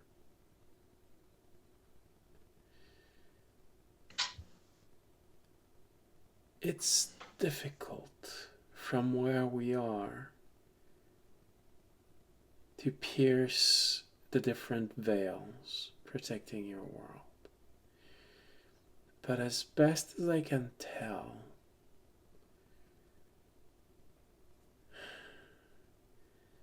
something was ripped out. Not a small thing. It was in the middle of this place, the center of power of it. It is part of the heart which drew in the energy of everything.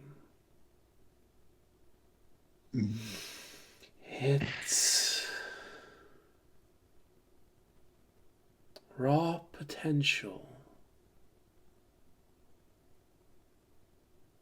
being transformed into energy from the land, giving it life.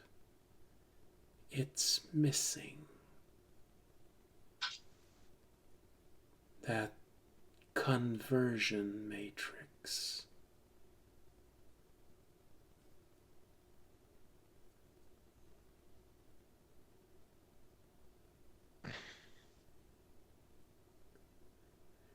The sensors of the garden can't quite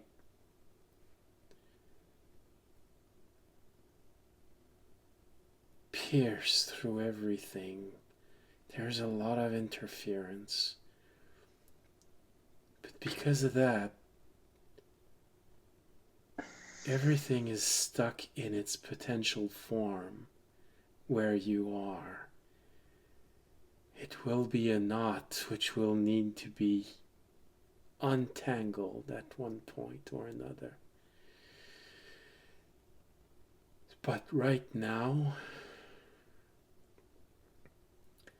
it is as if a piece of what is hidden under the world that you can see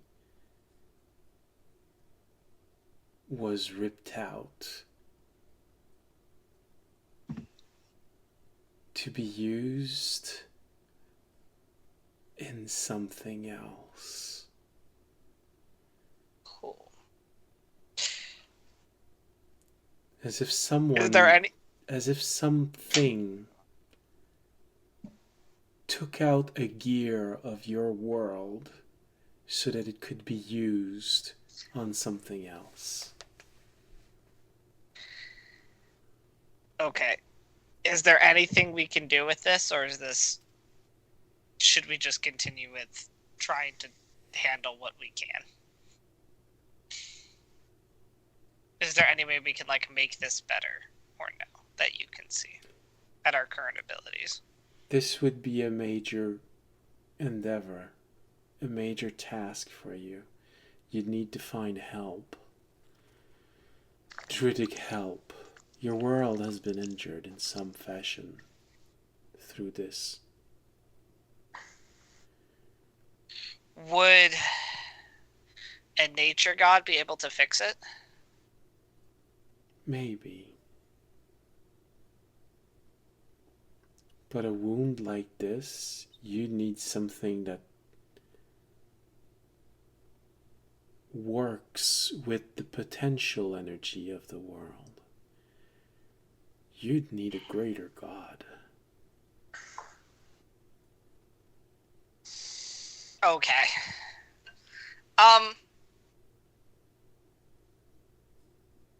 We'll see what we can do.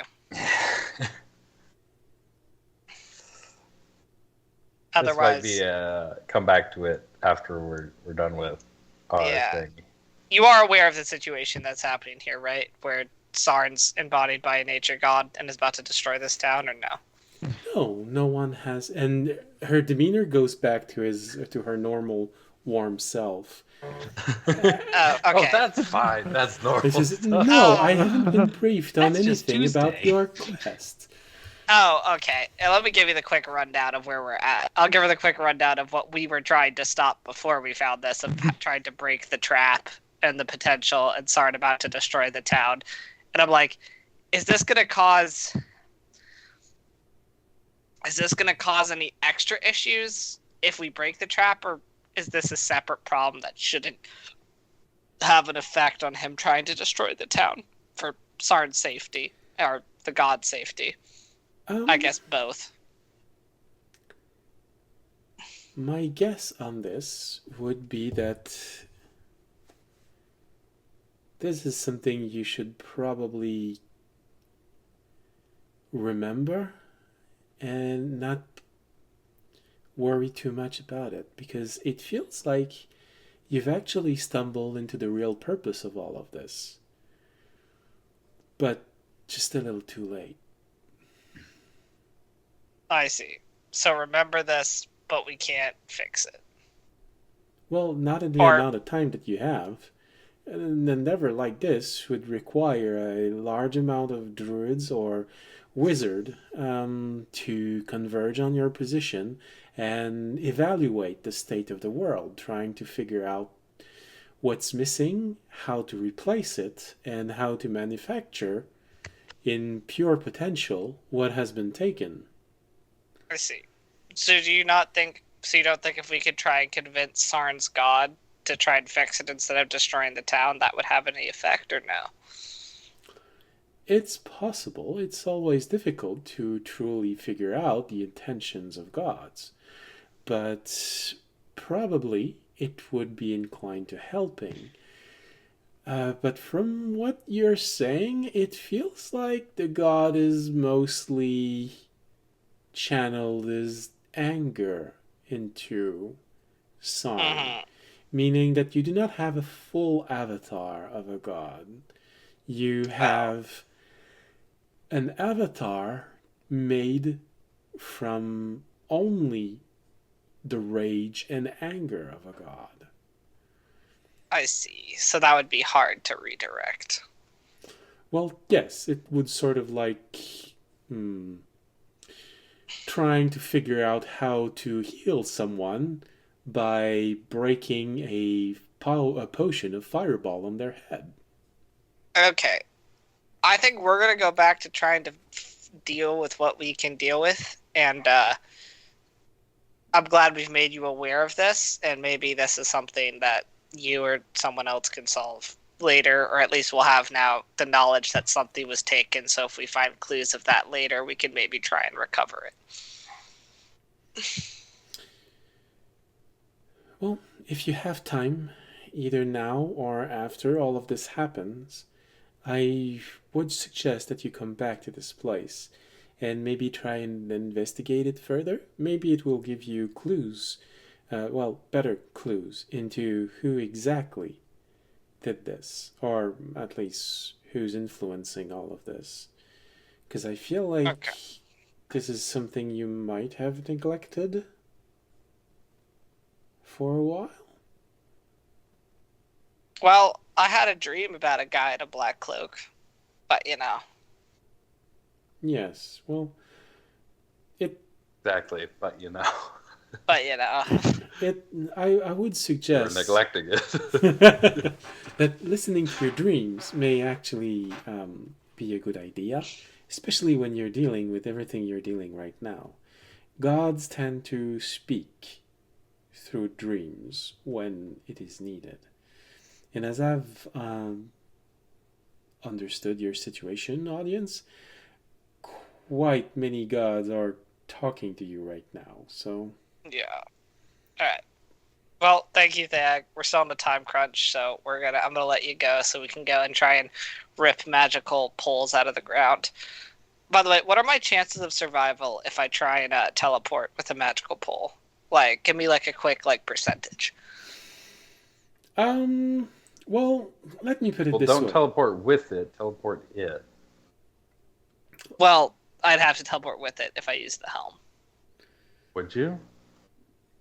Can't you? Unfortunately, it becomes an object. He needs to be holding the object so that it counts as his object. Can't. Isn't part of teleport you can teleport people or an object? Let's verify that to be sure. Yeah, that's actually a good question. Because then it might just interfere with the teleport, which wouldn't be as bad as long as I got it. If I didn't actually have to hold it.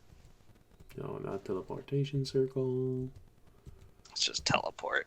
Teleport. The spell throughout you and up to 8 You within accidentally creature send it to the elemental plane of fire. that you see within range, or a single object that you can see within range. Oh, so I could teleport the object. Single object. Yeah, okay. So I wouldn't have to hold it. Okay.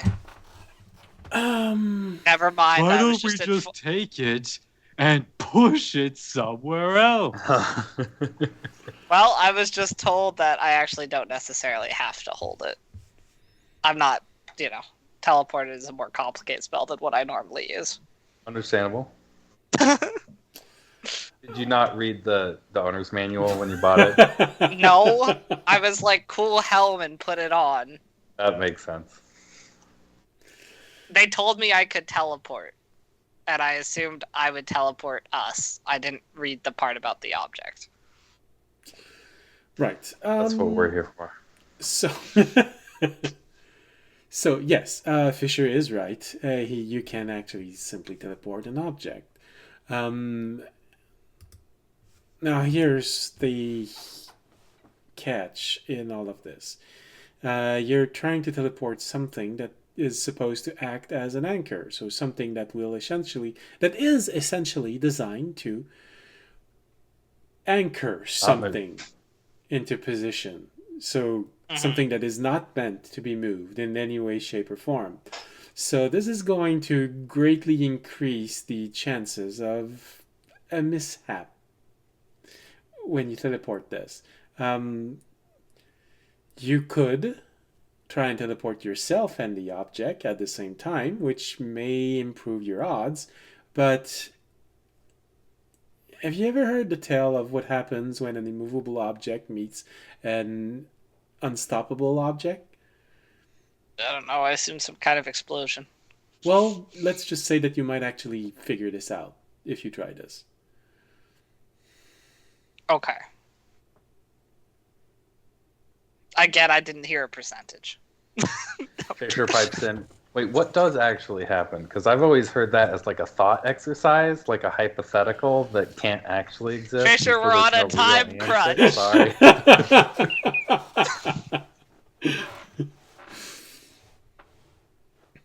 Actually, I guess you could ask while we walk towards the pole, because I assume we're done with this It's area. bothering me forever if I don't get it. Okay, that's fine. Well, okay, everyone. Let's start walking towards the nearest pole. Fisher, ask your question. Unless you're busy, Theag, with other important things.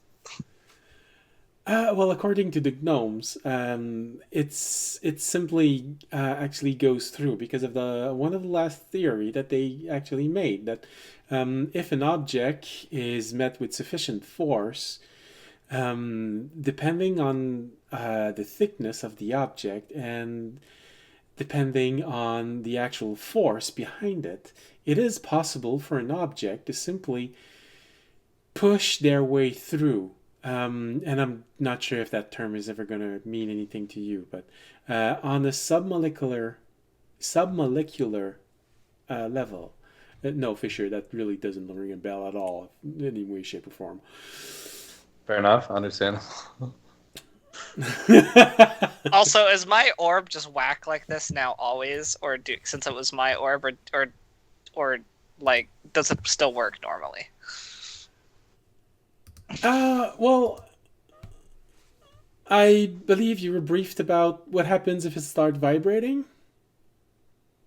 I don't know. I don't pay attention to that. Run away. Well, if it starts vibrating, you should throw it away. If you don't want to have to worry about this, then you should definitely ask someone to put it back the way it was next time you're in the garden. Okay. But it will be okay for a little bit. Like, I can still use it normally as an orb. Well, Or no? well, yes, it still has its normal functions. There's just always the chance that it's gonna blow up.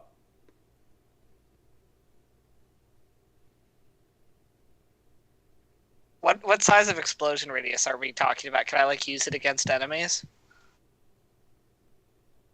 As a bomb? Potentially. Audience, we've lost enough orbs. Let's just try and. Remy is pointing out to you. Bomb. We don't need another bomb. Remy is pointing out to you that you've just arrived at the large metal spike. Oh, okay. All right, we'll let you go, Thag. Sorry, Remy, I didn't mean to force you to saying something. I just felt like because he was referencing the bomb. Well, just like, No, it's a new bomb. oh look, for whatever reason, audience's orb just magically disappeared right before his eyes. Can't imagine how that happened. If we had more bombs, we wouldn't be afraid of wasting the one we have. Yeah, think about it. All our orbs could be made into bombs now. We've had bombs this whole time. Oh, They're gonna oh stop look, giving us George orbs. has gone missing. George. What's between him? Just all of Jorg, not just his orb. He's just gone. Yeah, he's just gone. The dog got shoved inside of a dimensional space. Well, if he stabs him hard enough with the pacifism knife, and then uses Tobayashi's body bag, it's like We're totally gonna smuggle somebody using that. At one Alright. point, probably. Right. Anyway, I'll let Thag go if she wants to go, because we got our answer if we can't really deal with what's going on there right now. All right. And we'll deal with this pole instead and see if cultists come to stop us dealing with the pole. All right. All right. Start digging, Frel and Jorg. If you're still All logs. right. Yep. We actually know a pole is here. Well, we found 2 points, so we should be able to track all the other points because they should be equidistant in an 8 octagon. So we should be I'm able to just get gonna- within like 10 feet. Because I am going to cast locate object targeting the poles, and it should show me the closest one. Yeah, works you're as well. probably close enough that it didn't work. Yeah, you're close enough. All right, so you start focusing on that, and you get this ding in your mind. Oh, it's right there, over there. Nowhere there's there's this huge patch of ground that feels like it's been turned upside down. Remy, you want to do a quick check for like traps under the ground before we dig into this, or no? Or you want George to start digging? Maybe just starts. Wait, that probably wasn't the person. I'll start digging too, Remy. You don't check, I'll start digging. It won't just be Jorg. This isn't the easy way to get rid of him. Jamie's like, well, more just doing like a fine gesture, like.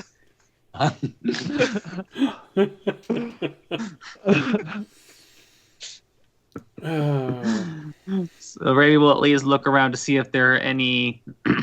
In fact, he'll maybe even take 10 minutes to do a detect magic in case there's any magical traps layered on top of him. Okay. I don't know. I keep thinking. I think I just got my next episode. If there's ever a lot of people missing, it's going to be a therapy session with Jorg and Remy. Yeah. Couples therapy. So I can't help but notice that there's a lot of a conflict resolution workshop. So I can't help but notice there's a lot of tension between the two of you. Says the gnome, and he looks at you. Well, let's solve the whole thing. Remy, kill him, and then we're gonna bring him back to life. The joke. No. You don't understand. The joke here is that. So I can't help but notice there's a lot of tension. He looks up from his notepad, and Jorg is hanging from a rope by his ankle from the ceiling. Get it? Because tension. Tension in the rope. Yeah. All right. So, detect magic. Remy, you detect a little bit of magic. Ground level.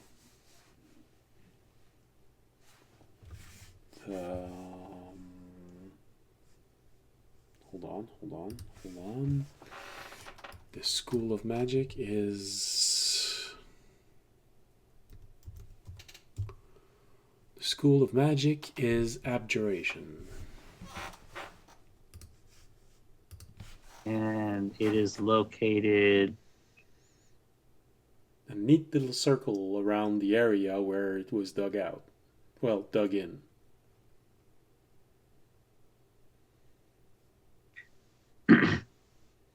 It's faint magic. It's not powerful magic. So, low level. Could Raimi come to a reasonable conclusion that it may or may not be, say, an alarm spell? With the idea of abjuration? Yeah, or something like it. So just to let them know we're probably... Which I guess is the point. That was kind of the point. Yeah. It was part of the point was to kind of trigger it so they would come fight us. But Raimi will at least point to the general area where he sees it and illusions a shield. Like, there's a barrier protecting the pole? Shakes his head, rummages around in his bag for marbles. Because he still has those. For marbles. Okay. Pulls out the abjuration marble. Yeah, that means nothing to me, Fisher. Protective magic. No, Or protective magic. defensive magic. But like what type? Like what will it do if we try and dig through it? Like a warding glyph. Or an alarm. Absorb element is an abjuration spell. The basic idea he's getting is that it's probably no more than level 1, maybe level 2, question mark. Minor, that I mean, when I say minor, I mean you can take for granted that it's below level 5, but in this case, below level 3. Okay, if it's below level 3, then that means we don't have to worry about glyph of warding. Mm-hmm. Or symbol. Mhm.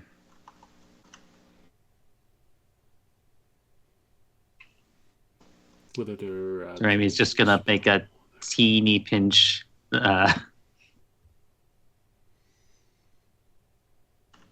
Alarm is an abjuration spell. Protection from good and evil. Audience, that's abjuration. Mm. Sanctuary is abjuration. Okay. Shield of Faith is abjuration. Shield, period, is abjuration. Okay, I'm gonna assume that none of these spells actually matter, and I'm gonna start digging. Well, that's why Raimi is making like the pinchy motion. It's just Yeah. like I'll it's. dig. Okay, so it doesn't matter. All right, let's just start digging. It's not going to be extremely dangerous.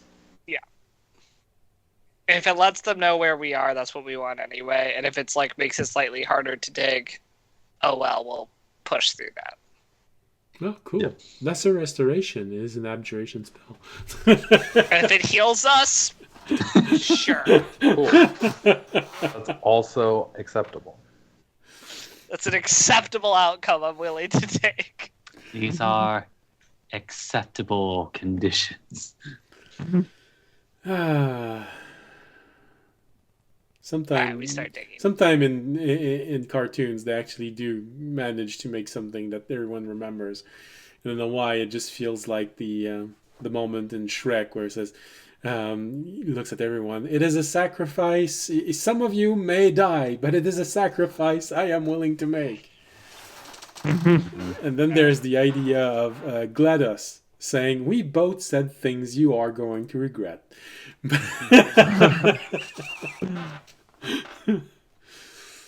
All right. We're digging. We're gonna trigger whatever spell they got. All right. Remy, your detect magic confirms that the spell was triggered.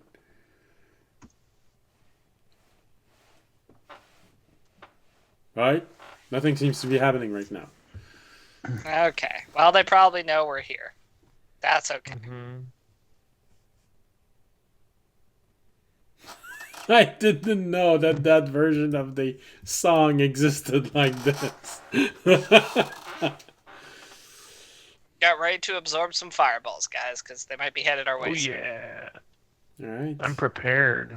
So you start digging, and everyone starts looking around toward the outside, getting ready. And then, Fisher. Terry says, those two eyes are coming closer. God.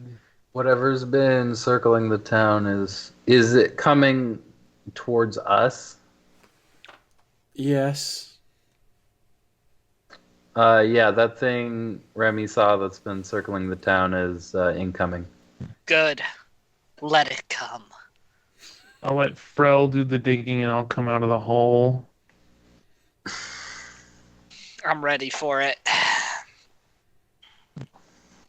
And if it's a wolf. Aronak is also ready for it. Come on. Hit me.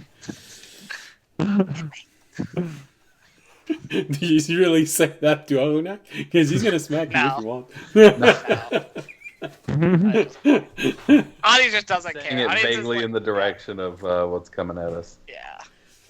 So, Maybe if you pretend to fight us off, they'll think you're a part of the dragon cult, and then you can Yeah. I don't think I so. feel like we're past the point of subterfuge. I think we're at the point Yeah. of either they win or we win. And I'm okay with that point. In fact, some might say that's audience's favorite point. Yeah. All right. He loves it when that's the only option. Let's get rid of all this complicated shit. Just come at me with what you've got. I'll hit you with what I've got, and we'll see who's still standing at the end of it. Hell yeah. So you look at those two dots arriving, but before they arrive into something big, you see a person walking toward all of you.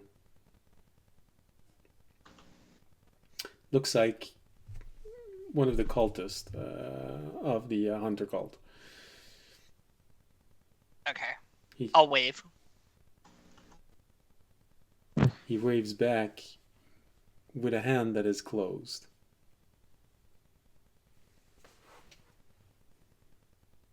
I don't know what that means. It's just like... Great, he's one of those white power folks. Yeah, I was like, I don't know this gang side, man. I'll close my fist and wave back too in case we're trying to communicate in some sign language I don't know. He looks at all of you really on the edge of probably what you can hear. And for you, it's sort of... for you, audience, who likes things bold and everything, you can barely make out what he's saying. But for Remy, it's obvious what he's saying because he's got such a good passive perception. Well, Jorg probably has better perception also than audience, so you can probably hear what he's saying. But for you, audience, it's sort of... I know he's saying something, I can hear it, but what the heck is he saying exactly? Unless you want to make a roll and prove me wrong. I mean, sure. Audio can see how good his hearing is at the moment. It's just perception. Yeah. Or we'll do that thing from the cartoons where he like lifts up No, one of his ears with his that's good for palm. audience. That's a 15. 15, all right. Well, you struggled for a brief moment when you... Okay, I think he's talking. Hold on. Shh. Okay, you can sort of hear him. He's like,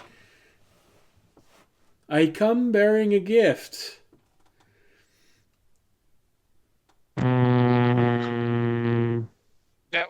Okay. What are we supposed to do with that? Oh, nothing. It's to reward your efforts. And you recognize the throwing motion with the hand that is closed. And he opens it and throws 2 little stone, completely black. And you hear Terry say, that's what I've been seeing. When they hit... Yeah? Was there any way any of us could have made a reaction to, like, stop him mid-throw?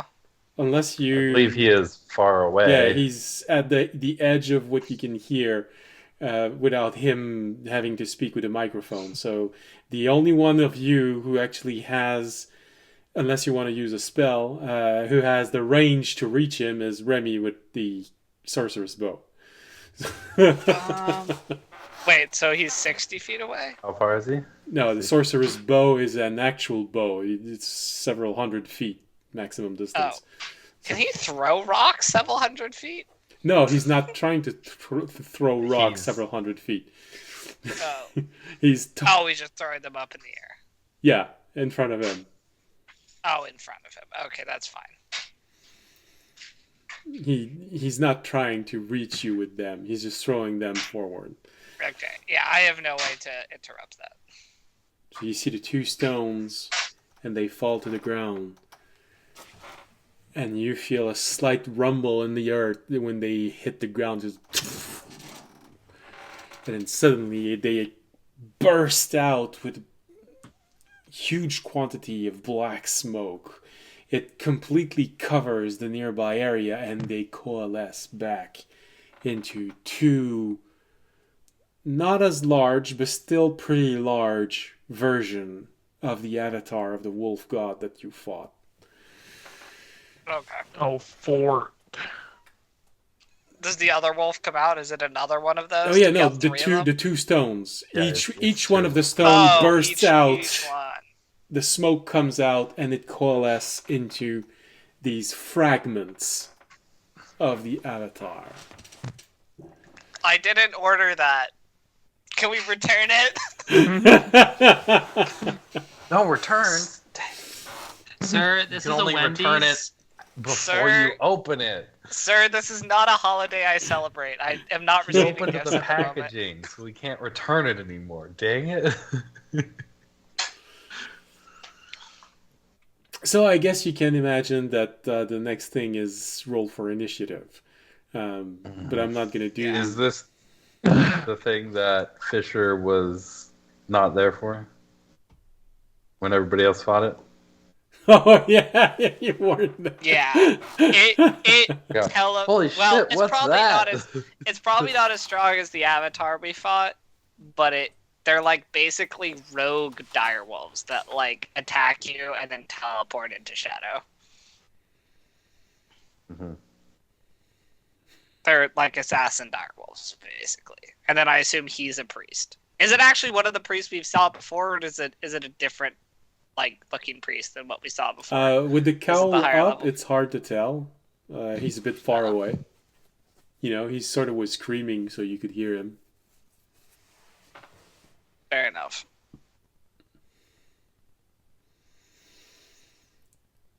Remy, is there something you want to add, say, do, something? I feel like you want to say something. Doggone it. Okay. Alright.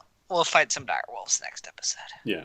Hopefully, Toby Yep. actually will be there, arriving in the nick of time, just running toward all of you.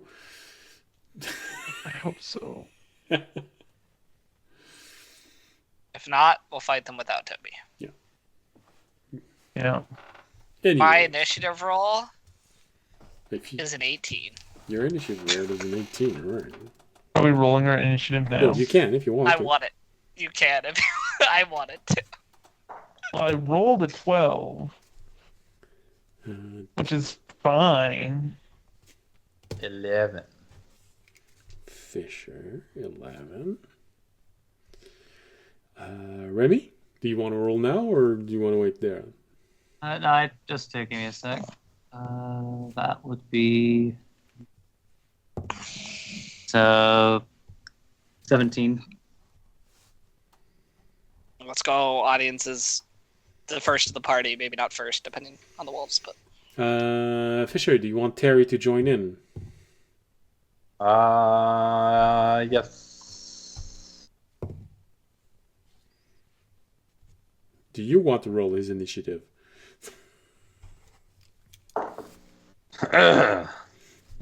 That's a 2 on the die. I believe -3. So it's a 1. All right. Terry's probably going last. What is Terry's initiative? Terry's probably going last. Oh, his dex is like -3 or something. So Yeah. Speed of Terry. Terry will round out the rounds. Arnak rolled a 6, and I'll roll the enemy, but I won't tell you. Okay. Hold on. It's at the end. Here we go. Here it is. All right. Fragment. Here we go. It's got a plus. Okay.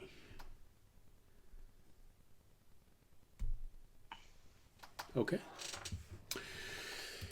I'll say it is a good initiative they rolled. Not as good as the so they're- not as good as the best of you, but a good one. So my guess is they're going to be going second or third. all right, let's wait until next week to roll initiative, and then Yeah, that was our actually just like their data trial. That was our trial roll. That was, yeah. Okay, the monster also get a trial roll. Good. no, audience liked his roll. He wants to keep his roll. He's accepting the trial. And we all have to. We have to all accept the reroll, or not, or none of us get the reroll. So if audience is selfish, then nobody gets to. We all get bad initiative. Okay. Audience is selfish. Fine. And is that a reality that you just learned now? I'm not surprised. Yeah, and this is news because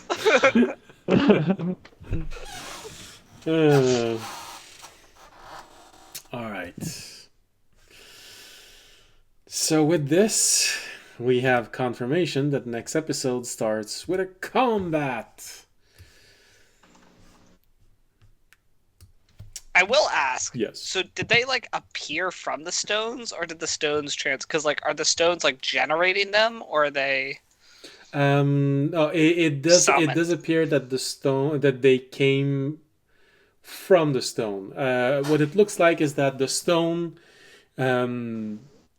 burst and all the smoke came out of it, and the smoke coalesced into a person. Okay, so it's more like so it's not probably like something where we can dispel from the stone. That's more what I was asking. Okay. yeah. It would Okay, be yeah. unlikely from what you saw. Okay.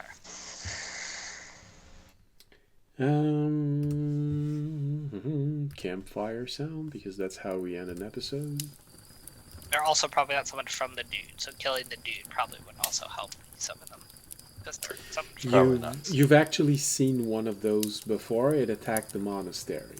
And Orunak, but not Orunak, Turon A attacked a larger version of that while he was defending the monastery. Yeah. So it really is the same kind of thing that is an object that summons. Yeah. But that get consumed in the summoning. It gets consumed. Hence why it is called a fragment of the Hunter God. Alright. With Jorg, you should consume the fragments and then gain dark power. That would be badass. Maybe I will. Now the question is, how do you do this?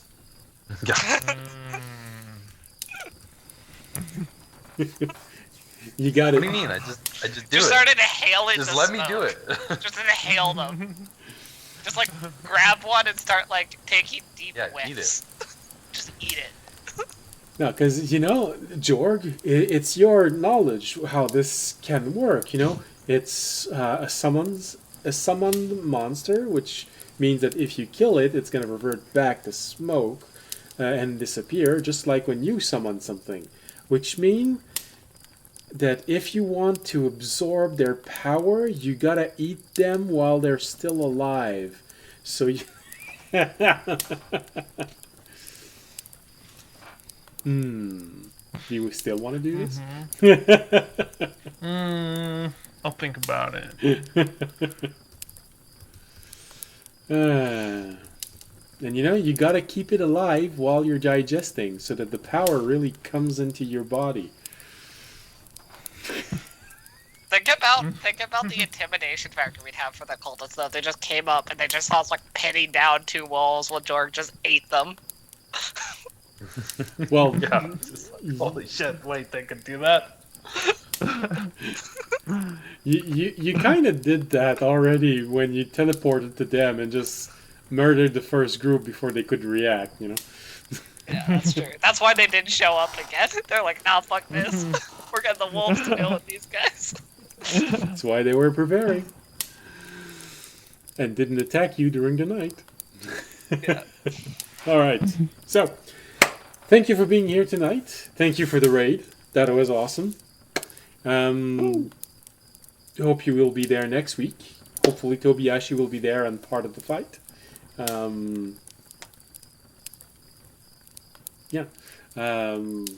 If you want to support us in any way you can, remember, simply following us, leaving a like, leaving a comment. We got Twitch, X, YouTube, so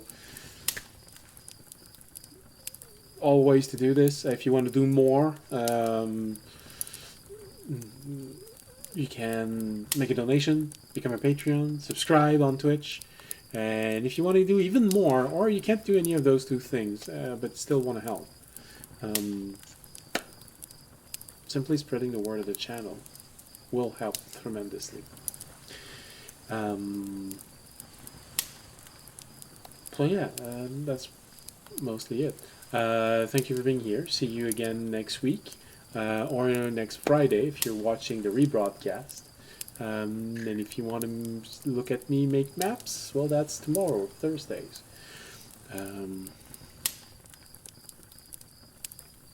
Yeah.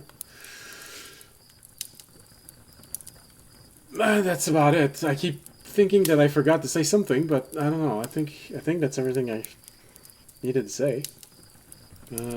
Alright. So, thank you for being here. Thank you for watching. And as always, stay safe and stay healthy. Good night. Good night. Night. Good night.